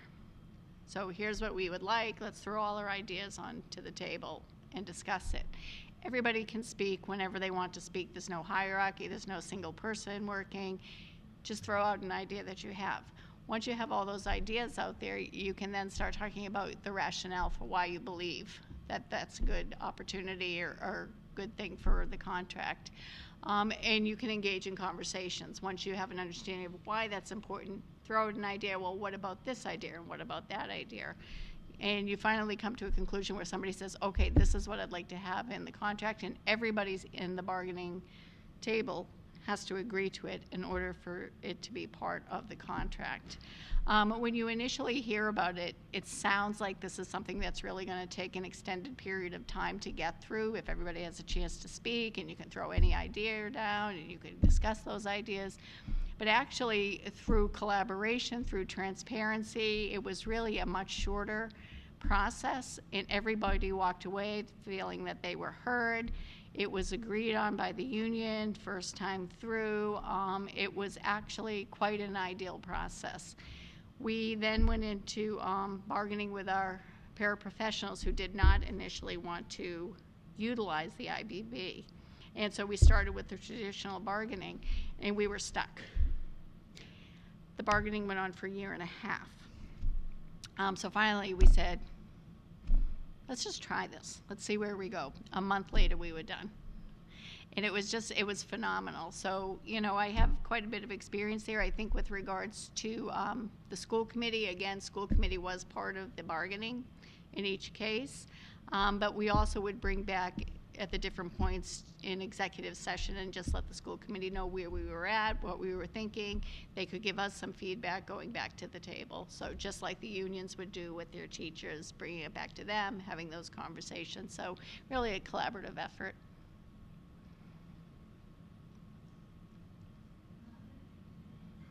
Hi. Hi. Ideally, how should technology be used in a school system, and how should it be integrated into teaching and learning? So I think, you know, clearly we're in a technological age now. Our students are coming to us, you know, being born into technology, using technology from the time they're young.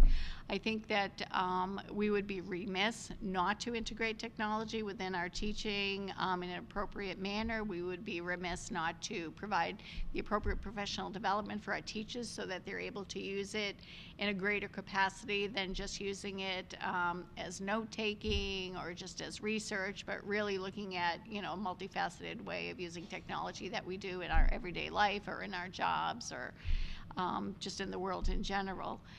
And I think that oftentimes what we find is students are more engaged if they can work in a collaborative effort, utilizing technology, whether it's presentations, doing their research in a variety of different capacities, online classes, you know, you can engage in other communities, looking at global education, so really many different ways.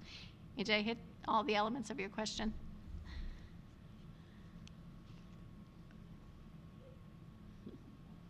Great, thank you. Hi, my question concerns special education. Special education is a particular challenge because of the complexity of the laws, students' needs, resources, and parent concerns.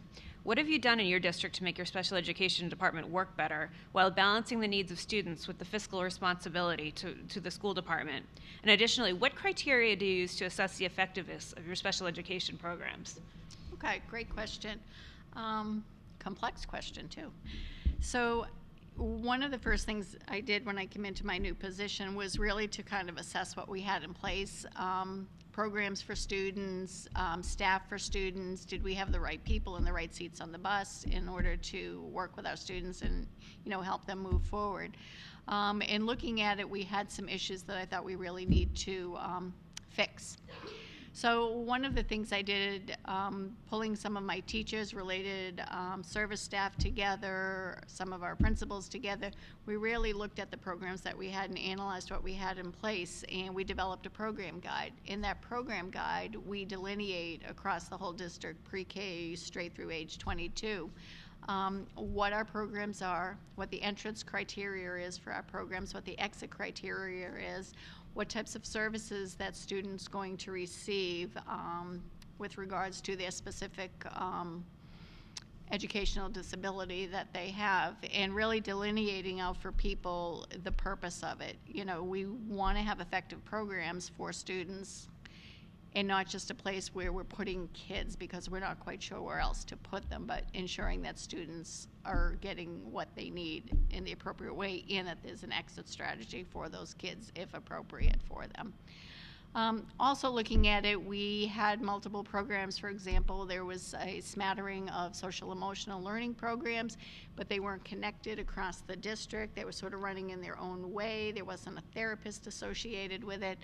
So really looking at how we could vertically align that program, find cognitive behavior therapists to work on those programs, look at the training that we needed to have, professional development for teachers across the board in all general ed classrooms as well as in special ed classrooms. Also ensuring we had the right number of special ed teachers meeting those students' needs, and vertically aligning the staff so that they were talking the same language. And we did that also with our autism program as well, and looking at co-teaching and working on our co-teaching at the secondary level. The other piece that I think is important in regard to ensuring that students are meeting their goals and achieving is that all of our special education teachers and related service providers really understand the components of an individual education plan, can write a good, solid, measurable goal, understand what the objectives are. So we brought in, we're going into our third year now of having a specific trainer coming in who's doing a systematic training across the district so that all of the IEPs are going to be written, individual education plans are written appropriately, parent-friendly, and measurable within their objectives so that we actually know quantitatively as well as qualitatively that students are making progress or not, as the case may be, and we can make adjustments. You're welcome.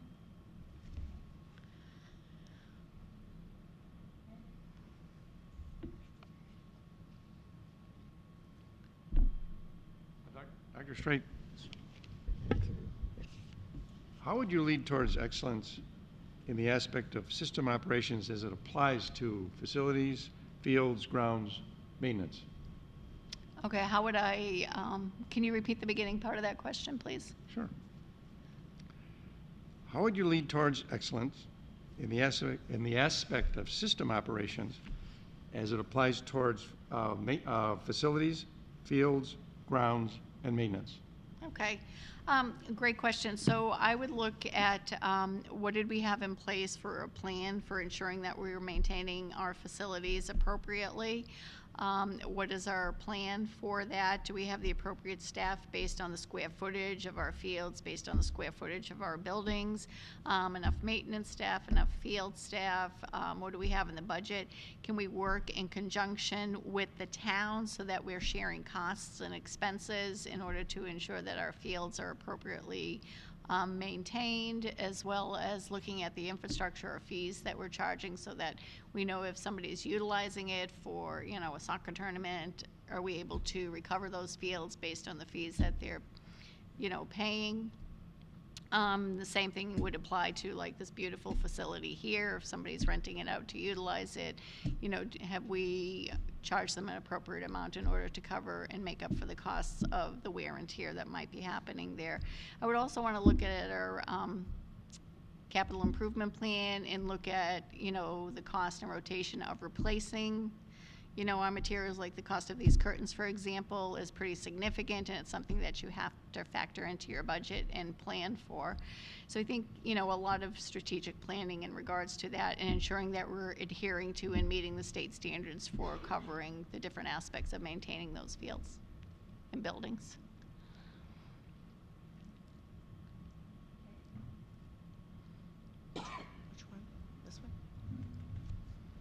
good evening, Dr. Straight. Hi. I'll just use both of them. Describe the various ways you communicate as the superintendent to the school committee, staff, parents, students, and community. Give some examples of the types of media you use and the tone, style, or manner you would try to express. Okay, sure.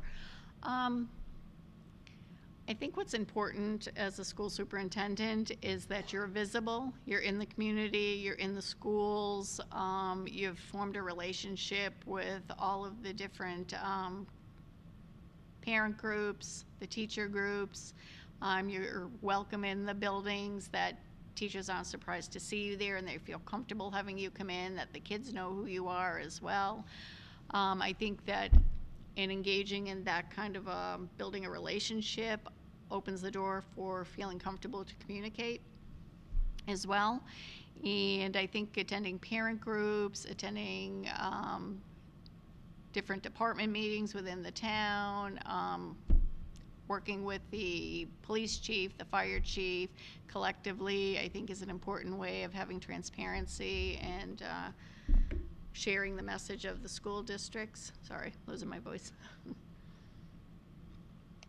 I think as far as communicating in general, if you're thinking about, if there's events that are occurring or if something's happened in one of the schools, I think having plans in place that are systematic with regards to communicating, so you can do newsletters periodically, you can do emails.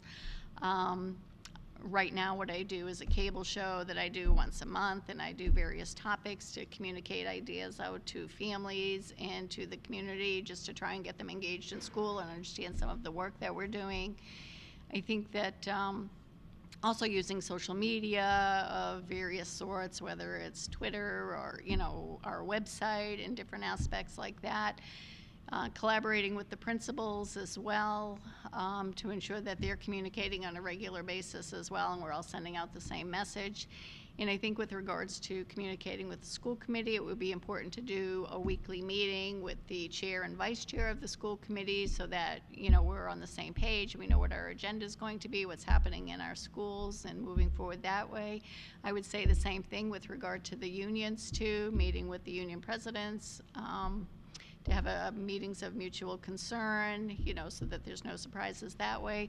I think just really getting out there and communicating as much as possible in person, verbally, and then, in writing as need be as well is important.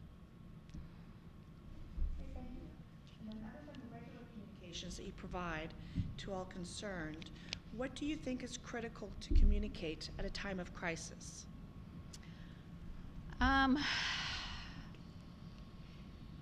So I think if I were to talk about a time of crisis, I would start in the beginning, and I think it's important to ensure that you have a crisis team in place, and within that crisis team, everybody understands what their role is and how to activate that role.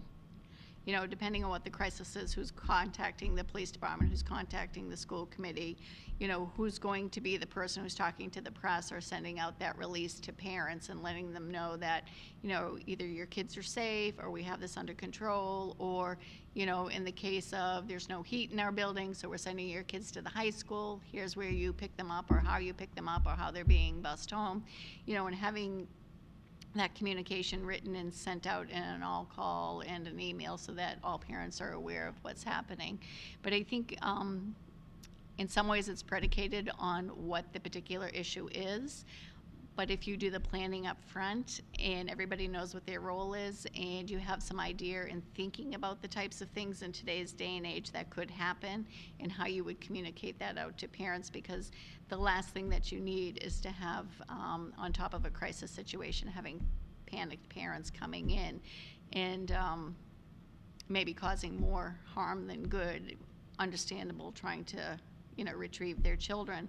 In North Andover, we've recently, a couple months ago, we had all the gas explosions in Lawrence and Andover and North Andover. And so we had some critical situations where we had students still in our schools, and our schools had gas going into them, so we didn't know whether or not those schools are going to be affected. So we had to put in place our emergency plan and getting students out of those buildings, getting them somewhere safe in a systematic and fast, safe fashion, meanwhile, working with the police, working with the fire department, who are also working with the other communities around, coming in to try and, contain what we had no idea what was happening or why it was happening, just it was happening all over the town. So really relaying to parents where, your kids from this elementary school are in this building, your kids from that, and just shooting that out as much as we could. And in the meantime, what was going on was our parents were not able to get home and get into town because of what was happening, and the roads were blocked, and the emergency vehicles, and the fires, and all of that. So they were connecting with people who they were allowing to pick up their children. So we had to find a way to ensure that the right person was picking up the right child. So it was fairly complex, but because we had planned ahead of time and everybody knew what their role was, we were able to be successful in ensuring that our students were safe, as well as our town was able to address the emergency situation that we had going on. So it's all about pre-planning and relationship building. You're welcome. Okay, budgets. Sure. Can you please explain the process you use in developing a school system budget and how you go about selling your proposed budget to the school committee and the community? And then, as follow-up, how do you define and justify wants and needs when available dollars are not there to cover all requests?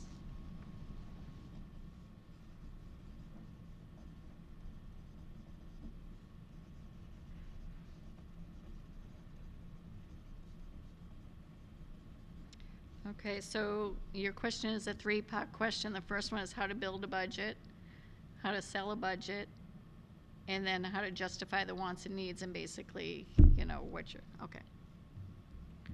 So in building a budget, in any school budget, you have a $50 million budget. 80% of your $50 million budget is contractual by nature. So that, you have to understand that and realize that between your utilities and your buildings and your salaries and all of that. So you're really looking at a smaller differential of what you have to play with, so to speak, within your budget. So in regards to building your budget, it's really what we do is we take a look historically, what's gone on in the last so many years, what have the needs been, what is the student population looking like, tracking all of that information. We can make adjustments appropriately if we're going to need additional teachers in one particular area or not, because that's important. We want to make sure that we're keeping our class sizes at a manageable rate so our students are learning and our teachers are able to, properly instruct. But then what we want to do is talk to our principals and ask them what they feel that their needs are, working as a leadership team to really establish and set what the goals are, aligning those goals with what our strategic plan is and what our objectives are for the coming school year.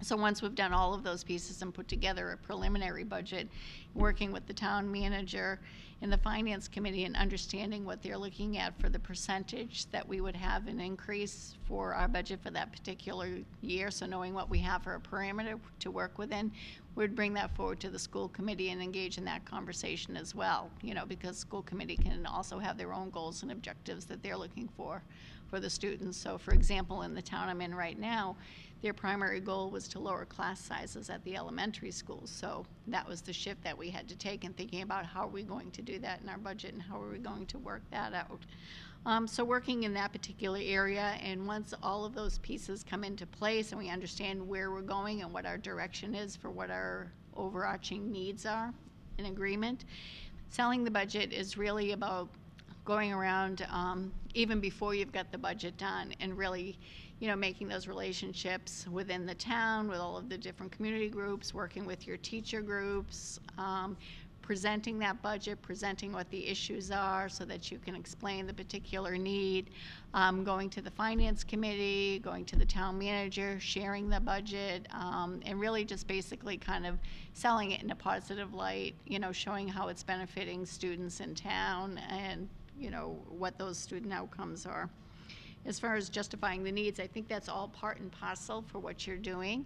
It all goes along with what your strategic plan is, what your particular goals are, and what the percentage increase is for, your budget in general. So establishing it that way, and it's, you know, it's a collaborative, transparent effort.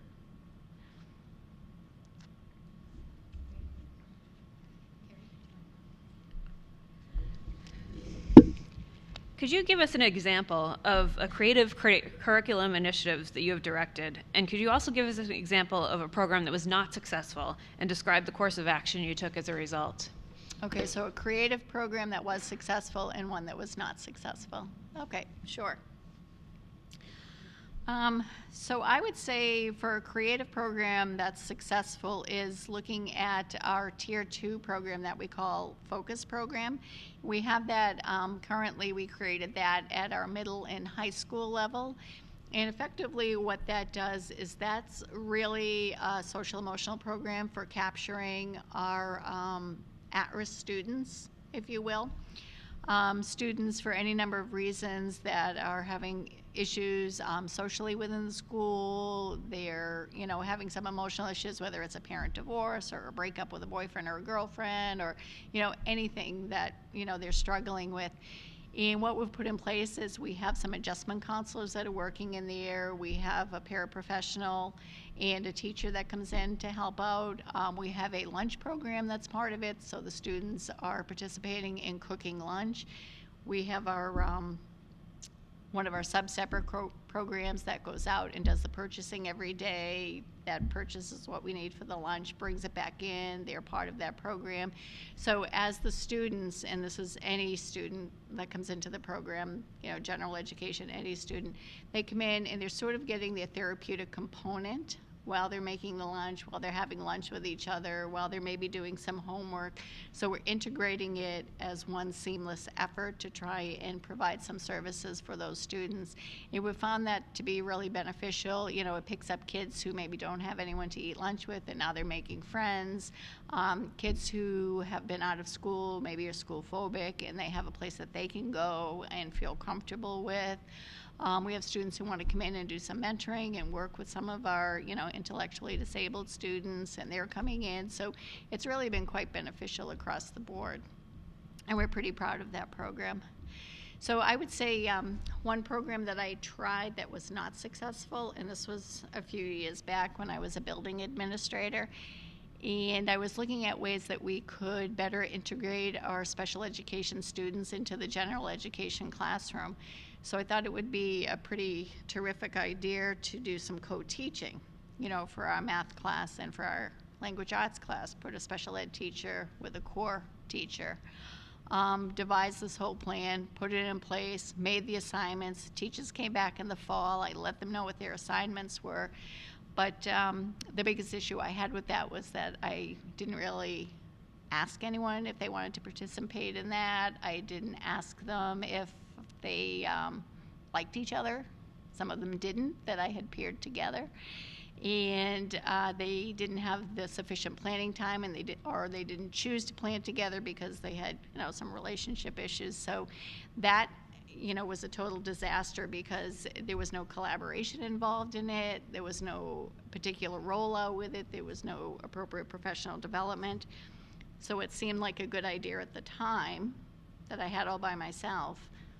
The lesson learned there was you really need to do things in a collaborative, transparent fashion. You need to put some professional development in place, and you need people to want to participate in doing that if you expect it to be successful.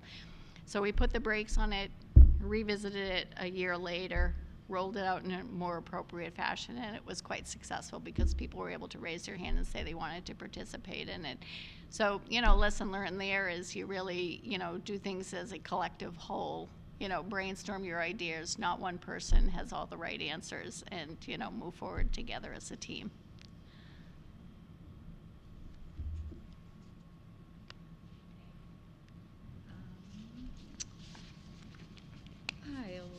Actually, Carlos, do you have one? Go ahead.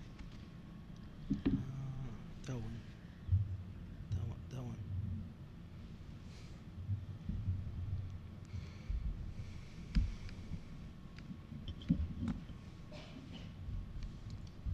Dr. Strait, are you a finalist in any other district? And if so, should you be chosen by Hingham and the other district, which one would you choose? So I am a finalist in another district right now, and I think that what's important, and I've kind of been talking about this, all day, that I think what's important is I'm looking at Hingham the same way Hingham is looking at me. Do we have a shared set of values? Do we have a shared vision? Do we know where we want to go and how we're going to get there? And I think those are the important elements of having a school superintendent who's going to work for the school committee, work with the administrators and the teachers for the best interest of the students. That if we are like-minded and like-kind and really want to move our students in the right direction, then it's going to be a successful initiative. If not, then it's, on either side, it's just not a position that, we should go and engage in. You're welcome.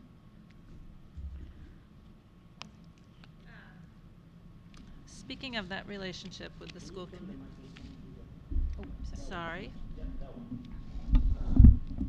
So speaking of the relationship with the school committee, can you share with us what you feel that a productive or ideal superintendent school committee relationship looks like? Sure. I think that we need to have open communication. I think that it's important for somebody coming in new, particularly in the situation that Hingham is in right now, where you've had somebody who's been in the district for over 50 years, 18 years as a superintendent.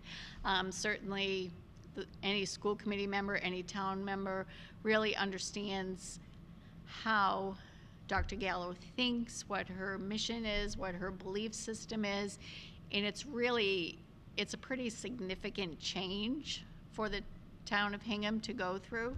So there's going to be a big adjustment there.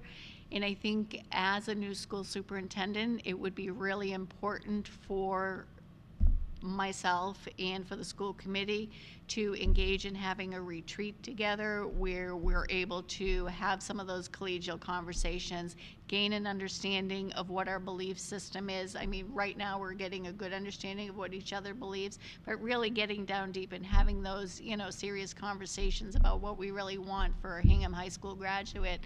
I would also want to recommend that we do some of the conference together that the Massachusetts school superintendents and Massachusetts school committees do, and go together and really engage in those conversations and workshops to build that rapport and build that understanding of moving forward. I would also think that it would be important to meet on a weekly basis with the school committee chair and the vice chair again, and I would recommend this for the union representatives as well, so that there's no surprises. We all understand the direction that we want to go in, set the agenda together, just really working as a collaborative force, because our real mission is what is best for students and what is best for our administrators and our teachers to get our students where we want them to be. So I think there's a lot of transparency and relationship building that would have to happen.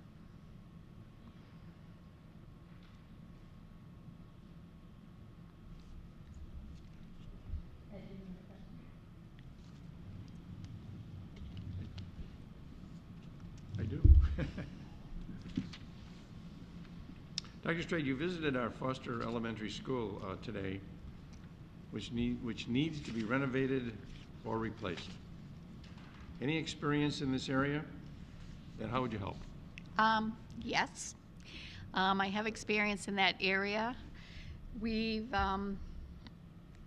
also been rejected for the second time this year in renovating a school in our district, and we have to go back to the table again too. So we're engaging in some of the conversations that I would recommend that Hingham engage in with regards to the Foster School. I think when you're looking at working with the Mass School Building Association, it's a great benefit, but it's a great process as well. So being rejected this year means we have to go back to the table again and resubmit our application. So that puts us out a year. Once you've been accepted, assuming you are accepted, you're another 2 years, maybe 3 years before you're really making those changes, putting the shovel in the ground and building a new school or making those renovations that you need. Another piece of working with the Mass School Building Association is that when you're accepting their money, which is great, you know, we all want to get some free money, right? They also have certain standards. Generally, you're looking at the Cadillac standards of what they want for you to put in place for schools, which is great. But then you have to kind of take a step back and ask yourself, what is our most immediate need right now? Do we have the luxury and the benefit of being able to piecemeal the Foster School right now, because we know the furnace just broke, there's other things that are probably going to need repairs, those are all expensive repairs, or do we want to take a look at a comprehensive approach to renovating the school now based on, you know, less money, because we're not getting the money from the Mass School Building Association, but will be done in a couple of years, whereas in a couple of years we may not even be accepted by the MSBA. So really having those conversations, looking at the plans that you have in place, determining, you know, if this is an appropriate direction that you want to go in. But I think those are all important decisions, and obviously it's something that the school administration, working with the school committee, would make a decision on it and then present that option to the taxpayers, who ultimately would have the decision. But you have to really think about what's in the best interest of kids and what direction do we want to go in.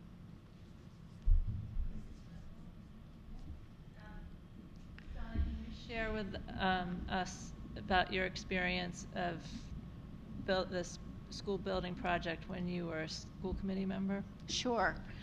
So I've spent 6 years on a school committee, and during that time period we were on a school committee, we built a high school. So I was involved in that process from start to finish. But as an interesting side note, we had a competitive interest in that our elementary school was infested with mold, and so we had a huge cleanup and restructuring of that school at the same time that we were working towards building a high school. So we had to successfully figure out how we were going to navigate both approaches, because one obviously was significantly more expensive than the other, but you had some significant health issues at your elementary school. So working through, you know, the state government and working with some of the parent groups, we were able to successfully navigate and clean the elementary school up, and it's continuing to, you know, work on tools for schools and taking tests and making sure that the infiltration isn't there. And at the same time, we were able to work with the town, work with the community groups in order to ensure that we were able to pass by 2/3 margin the building of our new high school, which we were very proud of doing. It took a significant effort and initiative and many hours, but we were able to do that through, you know, communication, all kinds of parent and community forums, working directly with the selectmen, working directly with the finance committee so that everybody understood the direction we're going in. Also in my previous district, we had a very similar situation to your foster school situation, and we were able to, after multiple tries, we were finally accepted through the MSBA, and we were able to build a new elementary school at the same time on the same property where we had our older elementary school located, and we were very successful. And that also took, again, a lot of communication with the community groups and really going out there to sell that project and make sure people understood the necessity of it and the old project and why it really wasn't the healthiest or the best situation to have a school with chipping asbestos tiles for our students, and that we really needed to move forward and, you know, really highlighting all of the, you know, potential harmful impact as well as what all of the benefits would be of having that new school. Yeah, I've had lots of building project experience.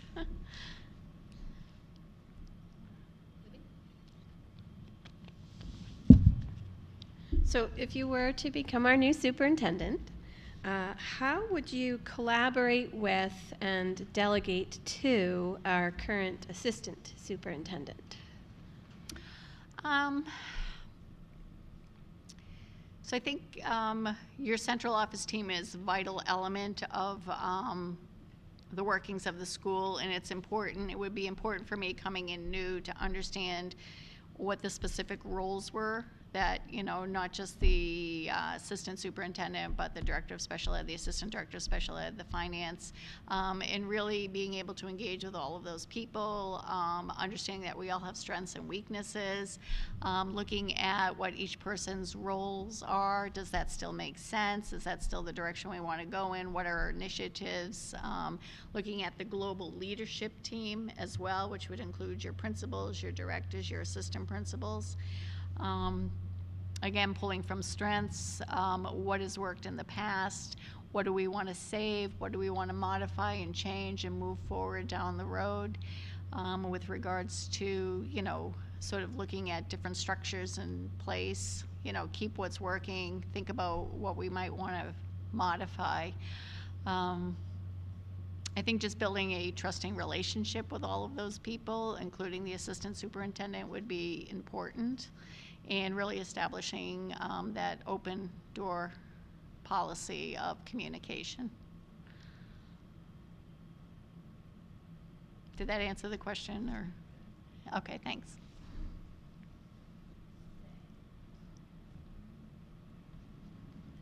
Do you, no? Anybody else? That was my other question. You want your other, okay. Donna, can you please share with us what professional development looks like in your district, and share about the amount of time that's allocated for staff, and any challenges you would face in order to make your program the best that you would want it, that you could imagine it to be?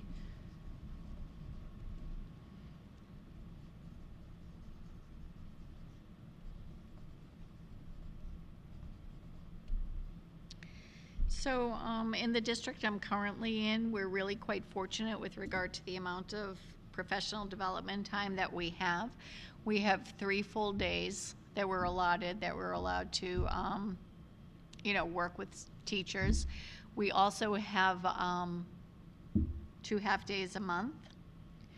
1 half-day is district directed, so that myself and the director of curriculum and instruction are in charge of, you know, looking at and developing what the professional development's going to look like across the district.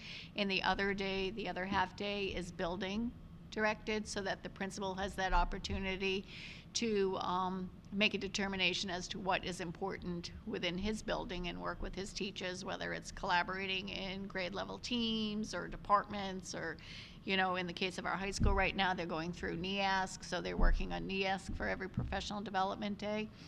And what it looks like is we start working on our professional development plan in the spring for the coming school year, because we like to put in place some summer programming as well. So we do an opportunity to have workshops during the summer that teachers can sign up for, but they don't have to. We do book clubs during the summer. We look at if there's any outside training that we would like to send our teachers to, whether it's Orton Gillingham, landmark type trainings that we think is appropriate for the type of programming that we're scheduling. We look at any new initiatives that we have, if we're going to schedule Eureka Math, or if we're going to do a lot of professional development in social emotional learning, understanding anxiety, all of those different pieces. And really putting those things in place up front and ahead of time, and allowing teachers an opportunity to be able to sign up and choose what they would like. In January, we do what we call an Ed Camp, and that's a full day of like a big workshop of a variety of different activities, and teachers are able to pick from 3 or 4 different sessions that they can attend during the course of the day. So what I think that we would find challenging is our schools are different times. So if we're trying to collaborate, all of our paraprofessionals, for example, or maybe all of our 5th grade teachers, because the start and stop times are different and under the contract, that can be a little bit tricky. So one solution that I thought would be workable this year is in regards to, for example, our paraprofessional training. We have 5 elementary schools. So I've picked 5 topics this year, and I have a paraprofessional PD committee that I head up, and I have a number of people on that, so that we're ensuring that we're meeting the specific needs of the paraprofessionals, because it can be very different depending on the grade and the program that you're working in. And so we've made a determination as to what those 5 particular areas are, and the professional development rotates between the elementary school. So instead of trying to send people across town or to different schools to try and do the same thing and they end up with half the time than they should have, we're rotating the workshops. We've also pulled in some people. We've had JL and Sarah Ward come, and they do professional development during the course of the day, and then we roll that into the evening so we can also include our parents in that professional development as well. So, I mean, it's really part of the job that we really love, and we enjoy pulling together and providing lots of different opportunities for our staff. You're welcome. Thank you. Anyone else? All right, I have one question for you. So if you were to be hired in the position of superintendent, what could the staff and the community expect in your first 100 days? I would do a lot of meeting and a lot of listening. I would have a very explicit entry plan, and within that entry plan, my primary goal would be to find out all about the community, find out what each of the different groups in the community think about their school systems, what they want for their kids, what they want for their teachers.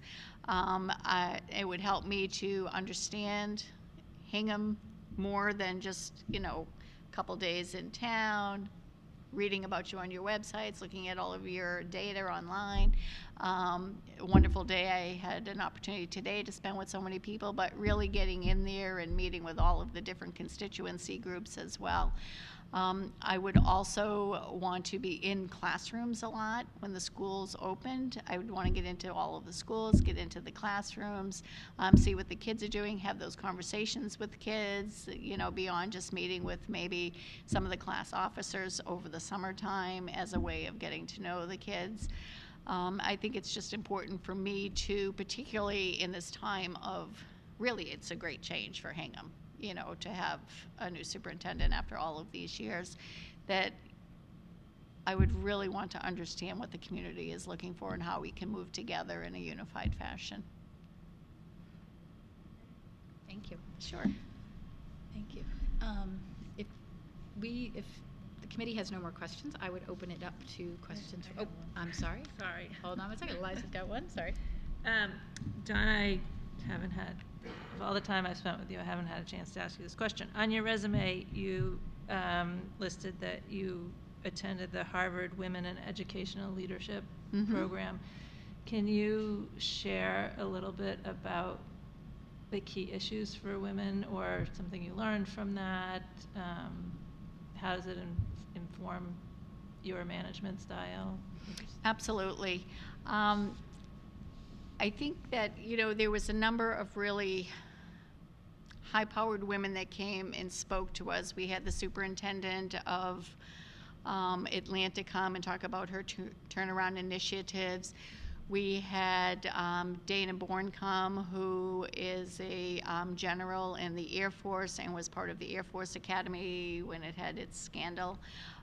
We had women who were over in Africa who were putting schools together and working during apartheid. What was absolutely amazing and really kind of spoke to my soul was the fact that all of these women, they sort of stripped down who they were, and they talked about their fear of not being enough, their fear that they weren't doing the right thing by either kids or the cadets or the people that they were working with, adults, and that even though they had this fear and they didn't think that they were good enough, that they knew their mission was so important that they just pushed through. And that was really the overarching message of the conference. It was a 4-day conference. We had women from literally all over the globe who came to this conference. You had to apply to get in, and it was absolutely wonderful, because I think we've all been there where we all say to ourselves, even if, I think about myself sometimes sitting here and I think, how am I sitting here, like interviewing for the position of school superintendent in Hingham, right? Wonderful community, you've had somebody in place for so many years, like, why would I be that person who would be able to come here? But when you think about it, and you think about what is the song you have in your heart and what do you want for children, and you realize that, yes, I'm brave enough to do that because I want that for these kids. And that was really the message, so we were able to engage in leadership and learning, and we were able to engage in understanding how to work on relationships, how to work when you have people opposing you. But the bottom line is, if you love what you do, you find the strength and you find the bravery in your heart and move forward to achieve. So it was fabulous. I recommend it for any woman out there who's interested. Great. Carrie? How do you handle the fine line between parental involvement and interference in their child's special education program? That's a great question. So nothing is more dear to our hearts than our own children, and we all want the best for our children. And, I think, when I told you the story about my children's school being infiltrated with mold and the negative effects of that on children's health. Well, my son had significant mold allergies, and as a first grader was hospitalized multiple times over, had so many medicines, I had to pull him out of the school because it was that bad for him. And so I was sort of that parent, although it wasn't a special education student, it was a student with significant health issues. And I had to go to the school committee and, ask for special accommodations for him because that was my child and his life was the most important thing to me.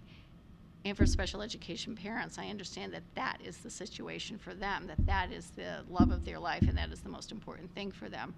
So then if you take a step back and you think about the role of a special education teacher or a related service provider or special education director, they've come into this business because they love children and they want to do the right thing for children and they want to help children. They don't want to hurt children. But sometimes the problem is there's a conflict of what people think is in the best interest of that particular child. So you have your school district that is working within the law and what's the best thing from the law for that child and says, I think this child needs to be included, or I think this, this is what this child needs based on the data and what I know professionally. And then the parent, who knows their child better than anybody, feels that something else is more important. So I think that what you have to do is in building strong relationships with the parents, allowing the parents access to the program or allowing the parent access to understanding and conversations with the teachers so that they know the full intention of what's happening during the course of the day for that child. I think if you do those things and do them ahead of time and do them during the conflict piece, that you can come to an understanding. Nobody may get 100% what they want, but you're going to come to a compromise and you're going to make a determination what's in the best interest of that child.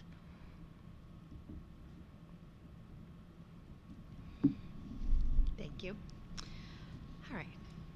So now, if there are no more questions, does anyone in the audience have a question?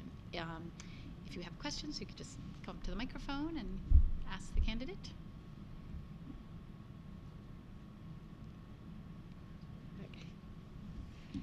So shy. So I'm Kate Doyle and I'm a parent. I'm also a former digital employee. Oh. So I'd love you to talk about that and what that experience, how you could bring that to the district. Sure. Okay. Absolutely. So I was a software designer for Digital Equipment Corporation, and they were wonderful in that they had an engineers into education program. So I applied for that, and that's how, although I knew I loved working with children and wanted to be a teacher, it was during Prop 2.5, and that wasn't something that was viable at the time, and that opened the door for me. And so that was, how I was afforded the opportunity to change my career and get in there. So one of the things I learned about working in business versus working in a public school setting is when you're working in a business environment, things have to move pretty darn fast, right? The pace is quick, you know, you make decisions, you move on it, you don't necessarily have to get consensus.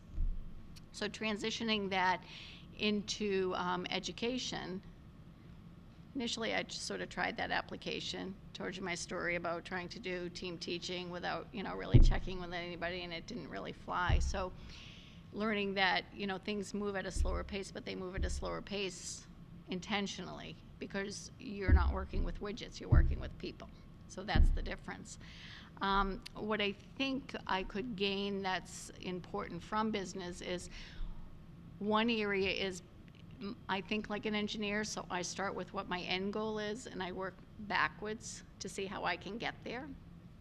So when I talk about what does a Hingham student graduating look like, so we think about that and we work backwards to see how can we get there all the way down to where the kindergarten level is.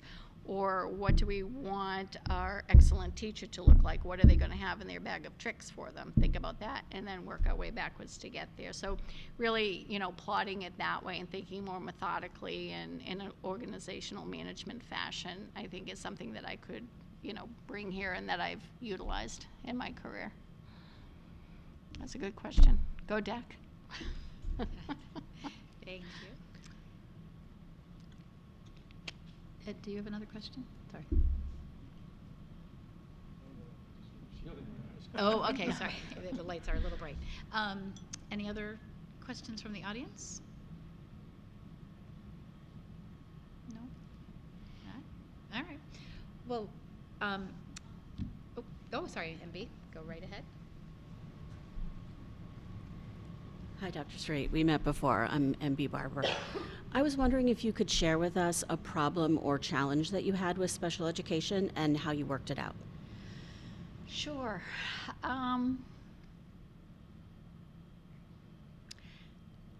So I think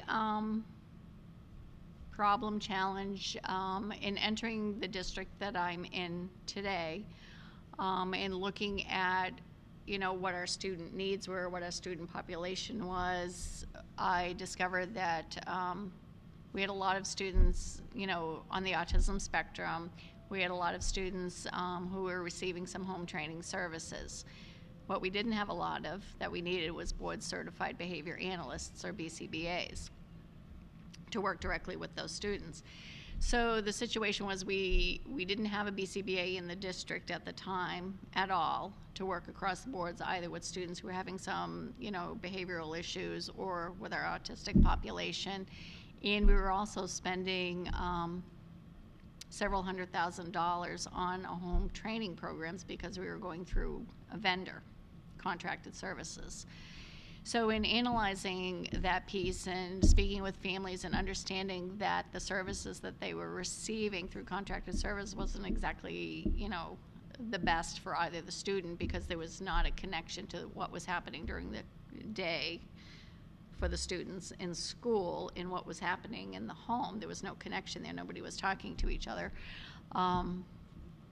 I made a determination that if we could hire some BCBAs, board certified behavior analysts, in-house and then develop a program for home training that directly connected the paraprofessionals that worked with the students in school as home trainers who were trained by our own BCBAs and have those BCBAs overseeing instead of using the contractual services, that the students would have a better program and there would be that tighter connection between home and school in generalizing those skills. So over the course of, you know, 2.5 years, that's what we've done. So we have 3 BCBAs in the district now, and we have a very successful home training program, and we have a lot of people that are already in the queue that are trained and ready to roll as we need people to do the home training services. So I would say that was the challenge, finding those staff members, finding the money, and developing that whole program, and kind of selling it to people, so that they would understand that this would be the benefit, whether it was school committee, the superintendent, or, you know, working with the families to understand that this was a better approach for their children to have that connection. Thank you. Oh, Sarah.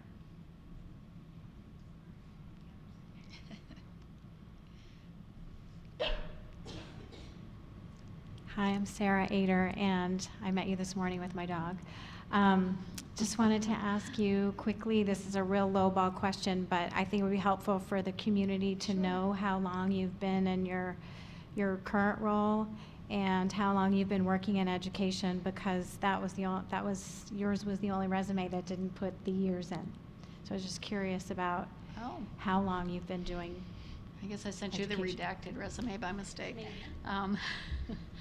So I've been in education for about 24 years. I'm in my current role for 3 years, and I've been in central office for, I think, 8 years in one capacity or another, but 24 years in education. So both teaching as a special education teacher and teaching as both the general education teacher.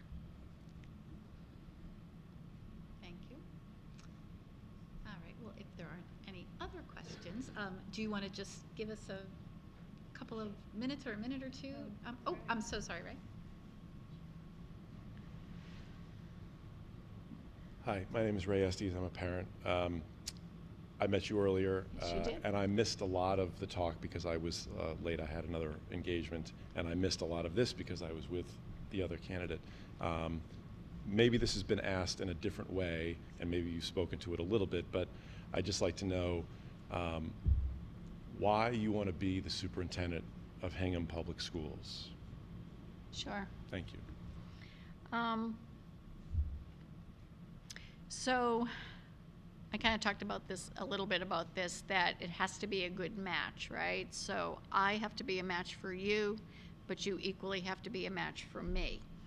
So we receive emails like when a school superintendent position is open, you receive an email, there's an opening, like I think Nantucket is open right now. You know, you look at it, is this something that I'm interested in?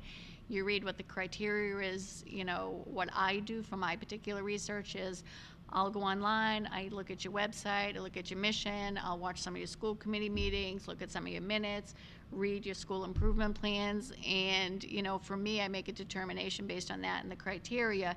Does this look like a fit for what I believe in for kids? Do I think that I could be successful there? Does this match my vision? A lot of times the answer is no. In the case of Hingham, the answer was yes. I think this is a fit, and I think this is a match. So in coming on the initial interview and speaking with the committee, you can gain further information by the kinds of questions that you're asked and the follow-up questions that you're asked if, you know, there's a match there.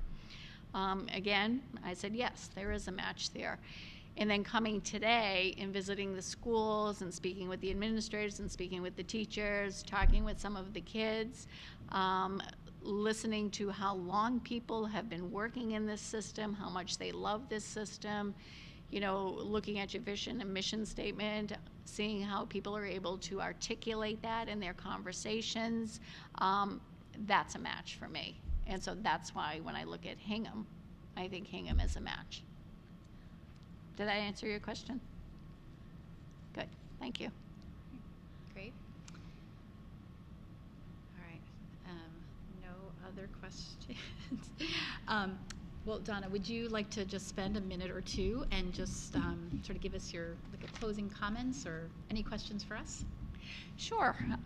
So first of all, I'd just like to thank you for this opportunity. I consider it an honor to be sitting here and interviewing for this position, particularly following in the very big footsteps of Dr. Gallo. I think this is a fabulous town. I think it's a fabulous school system. It's very impressive. The students I met a student today who was just so excited because he was just accepted to Brown, and you know, it was fun to share in his enthusiasm and feel his excitement. And you know, you don't have that everywhere that you go, so it's nice to see that.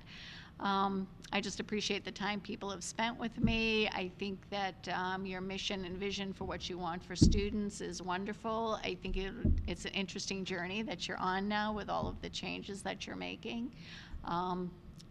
Change is okay.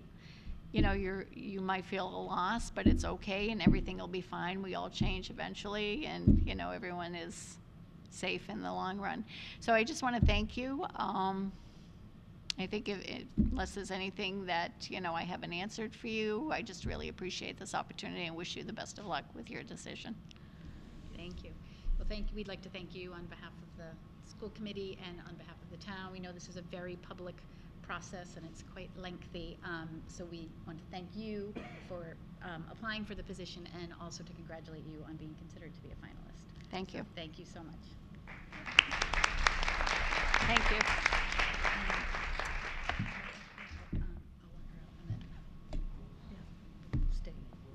No, we're going to stay open.